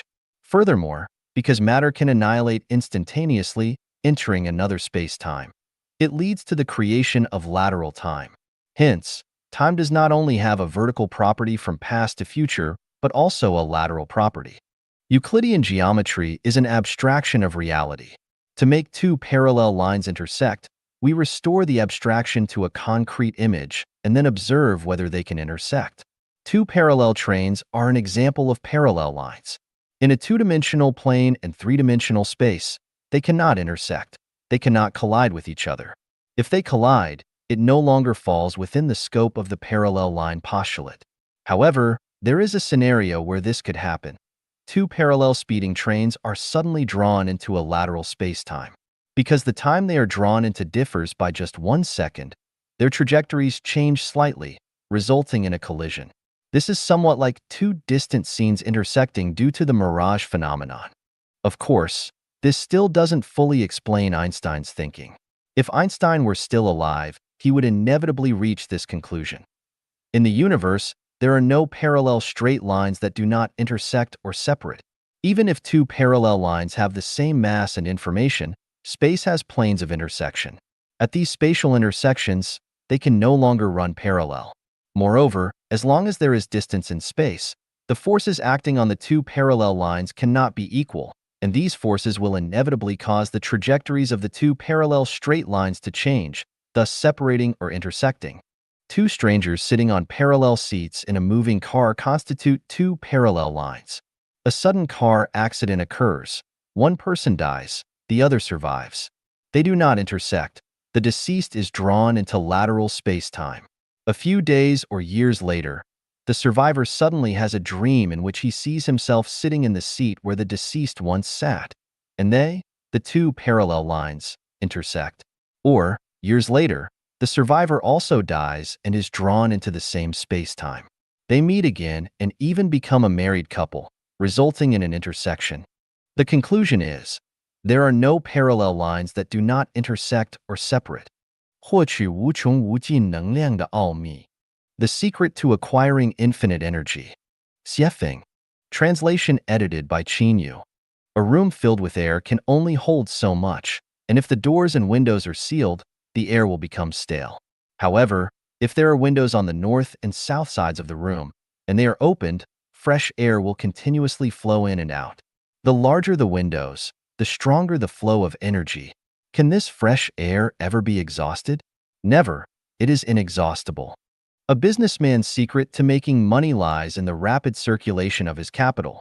The faster it circulates, the more money he makes. The slower it circulates, the less he earns. If he holds onto it tightly without letting it circulate, that capital becomes dead, and not a single penny can be earned. A beloved singer earns respect and honor by continuously performing for people. The more they sing, the more honor they receive, and the more they sing, the more active their artistic selves become, leading to ever-improving skills. If they stop singing, their artistic talent diminishes, and they gradually fade from people's memories, eventually falling into obscurity. Wise people are those who continually dedicate their wisdom to others and society. The more they give, the faster they give, the more their wisdom grows, becoming increasingly perfect. The more they release, the more they gain. The more they give, not only does their wisdom not diminish, but their wealth of wisdom actually increases. The more one labors and exercises, the stronger, more energetic, and more vibrant their body becomes. The less one moves and the more they indulge, the weaker their body, the worse their spirit, and the more fatigue they feel. Therefore, the secret to acquiring infinite energy lies in all-encompassing release. The material world and the non-material world operate under opposite laws. From a material perspective, the more one releases, the more energy decreases. But from a non-material perspective, the more one releases, the more energy increases. When Jesus was in the human world, he continuously released, and as a result, the energy he gained was unprecedentedly immense. The same was true for Buddha. Many people in the human world are constantly taking but are stingy in releasing. In the end, they gain nothing and have no energy. The more you give, the more you gain. If you are unwilling to release anything, the result is energy depletion. Jesus revealed this secret to us. For whoever has, more will be given to them. And whoever does not have, even what they have will be taken from them. The more you give, the greater the reward. The less you give, the more you will lose even what little you have. The greatest creator's energy is infinite and inexhaustible. When our soul connects with the greatest creator's spirit, we are actually connected to an ocean of energy, and we possess endless energy. Half an acre of square pond looks like a mirror. The light of the sky and the shadow of the clouds linger together. Ask the canal how it stays so clear, because there is a source of living water. By accepting the endless stream of living water from the source and letting it flow out, the small pond will forever remain pure and fresh, eternally reflecting the light of the sky and the shadows of the clouds. We are in the way of the greatest creator, and every day we absorb the revelations of the greatest creator's Tao. Our wisdom is constantly growing, and the fresh living water flows continuously in Life Genuine. At the same time, we are building Life Genuine by releasing our wisdom. The more wisdom we release, the more wisdom we will gain, exponentially increasing. The wise have said, a hospitable person will never be poor, a thief will never be rich. The more guests you entertain, the wider your sources of wealth will be. The more you sneak and steal, the narrower your path to wealth will be, and you will never become truly rich. Every day, the Chanyuan Celestials offer the gems they find to Life Genuine to entertain the Chanyuan guests. Have we become poor? Has our wisdom diminished? No, not only has it not diminished, but our spirit and soul have become increasingly abundant, and our path has broadened. If I may speak from experience, I release myself daily by writing articles. Have I become poor? No, I have become richer. First, the Oceans of Wisdom in Preaching Tao chapter, the Non-Material World chapter, the Attainment of Buddhahood chapter, Celestial Cultivation chapter, Wisdom chapter, and other texts are endless. Advanced self-improvement, advanced cultivation, the mysteries of life, advanced health preservation, and other yet-to-be published wisdom reside within me. I am probably one of the richest people in the world.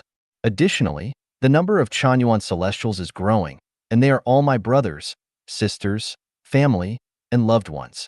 If one day there are 10,000 Chanyuan celestials spread across the globe, my living space will span the entire earth, and I will have homes everywhere. Do you think I am wealthy?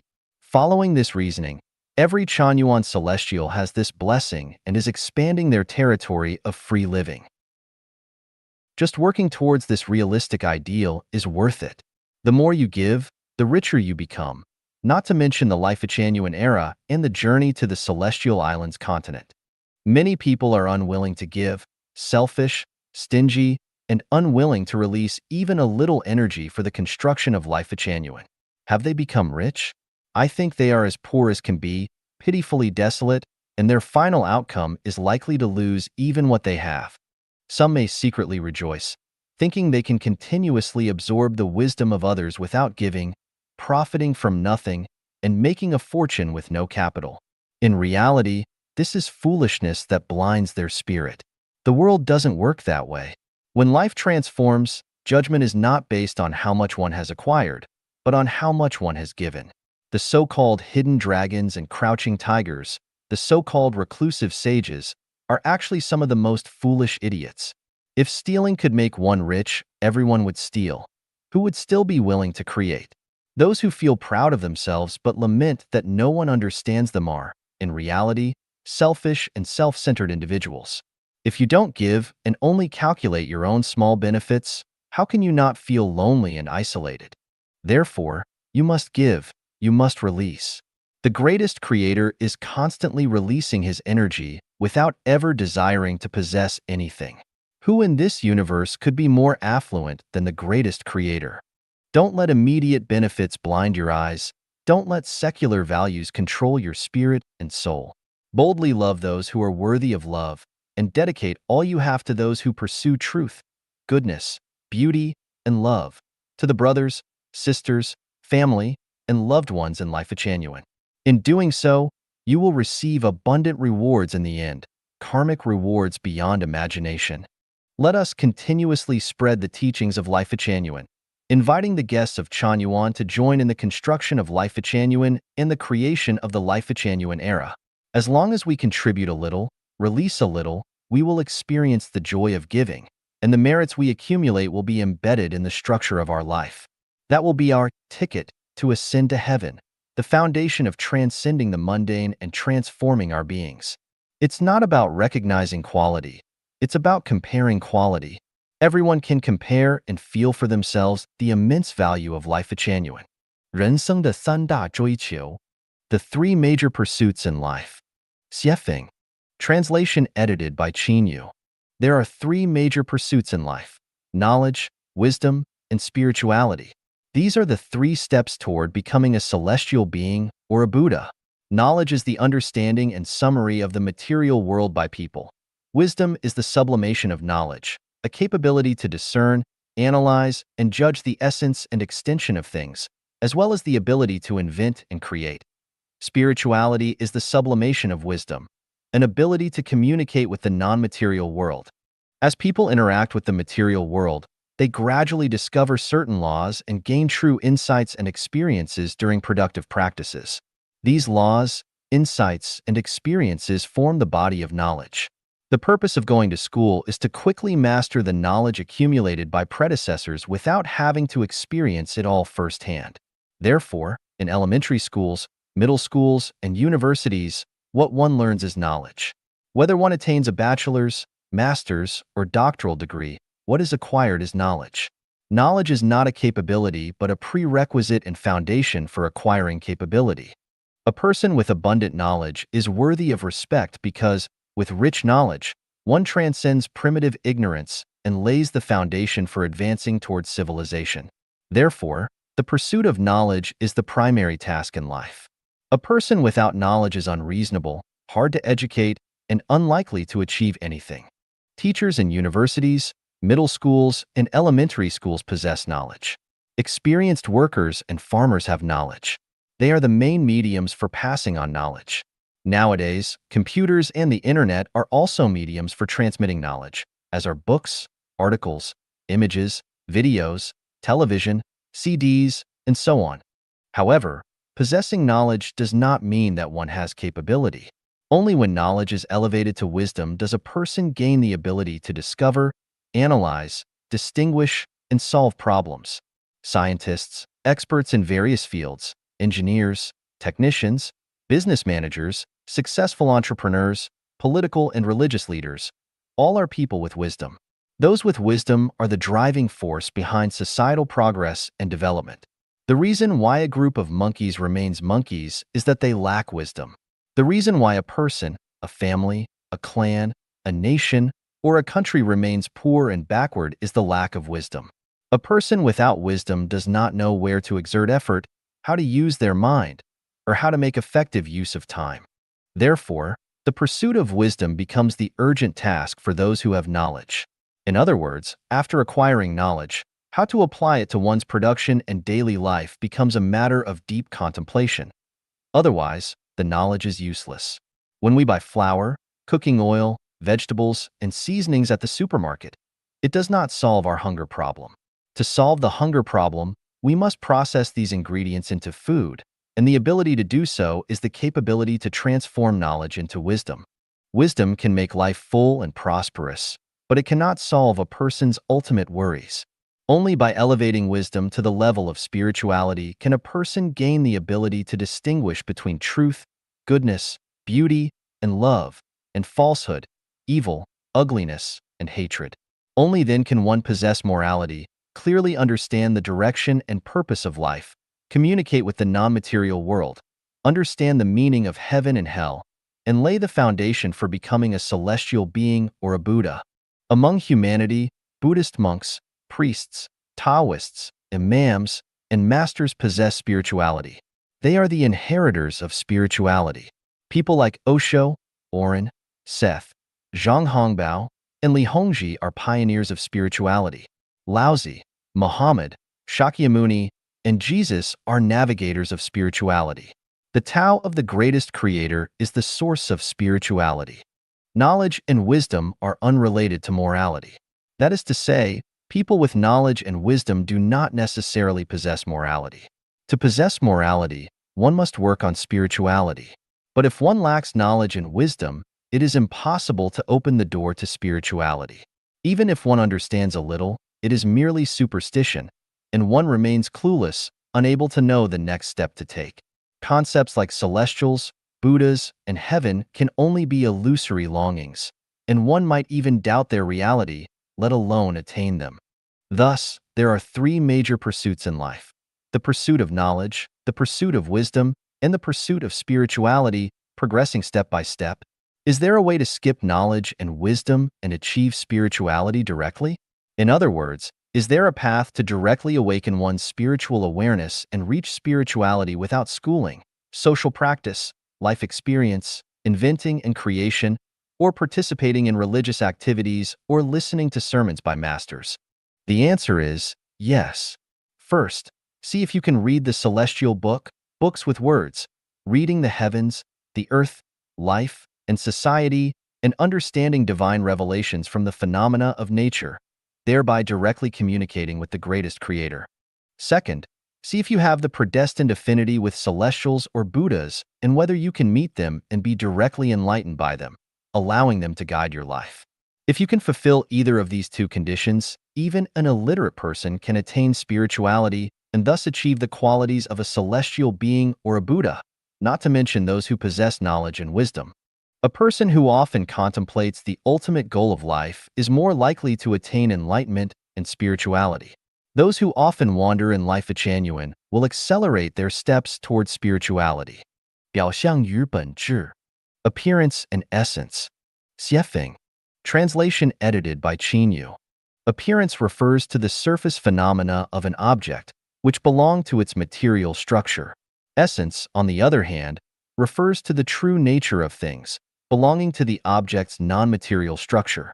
For example, the seven orifices, hair, limbs, bones, internal organs, etc., are the appearance of a living being, while thoughts, consciousness, mind, and soul are the essence of a living being.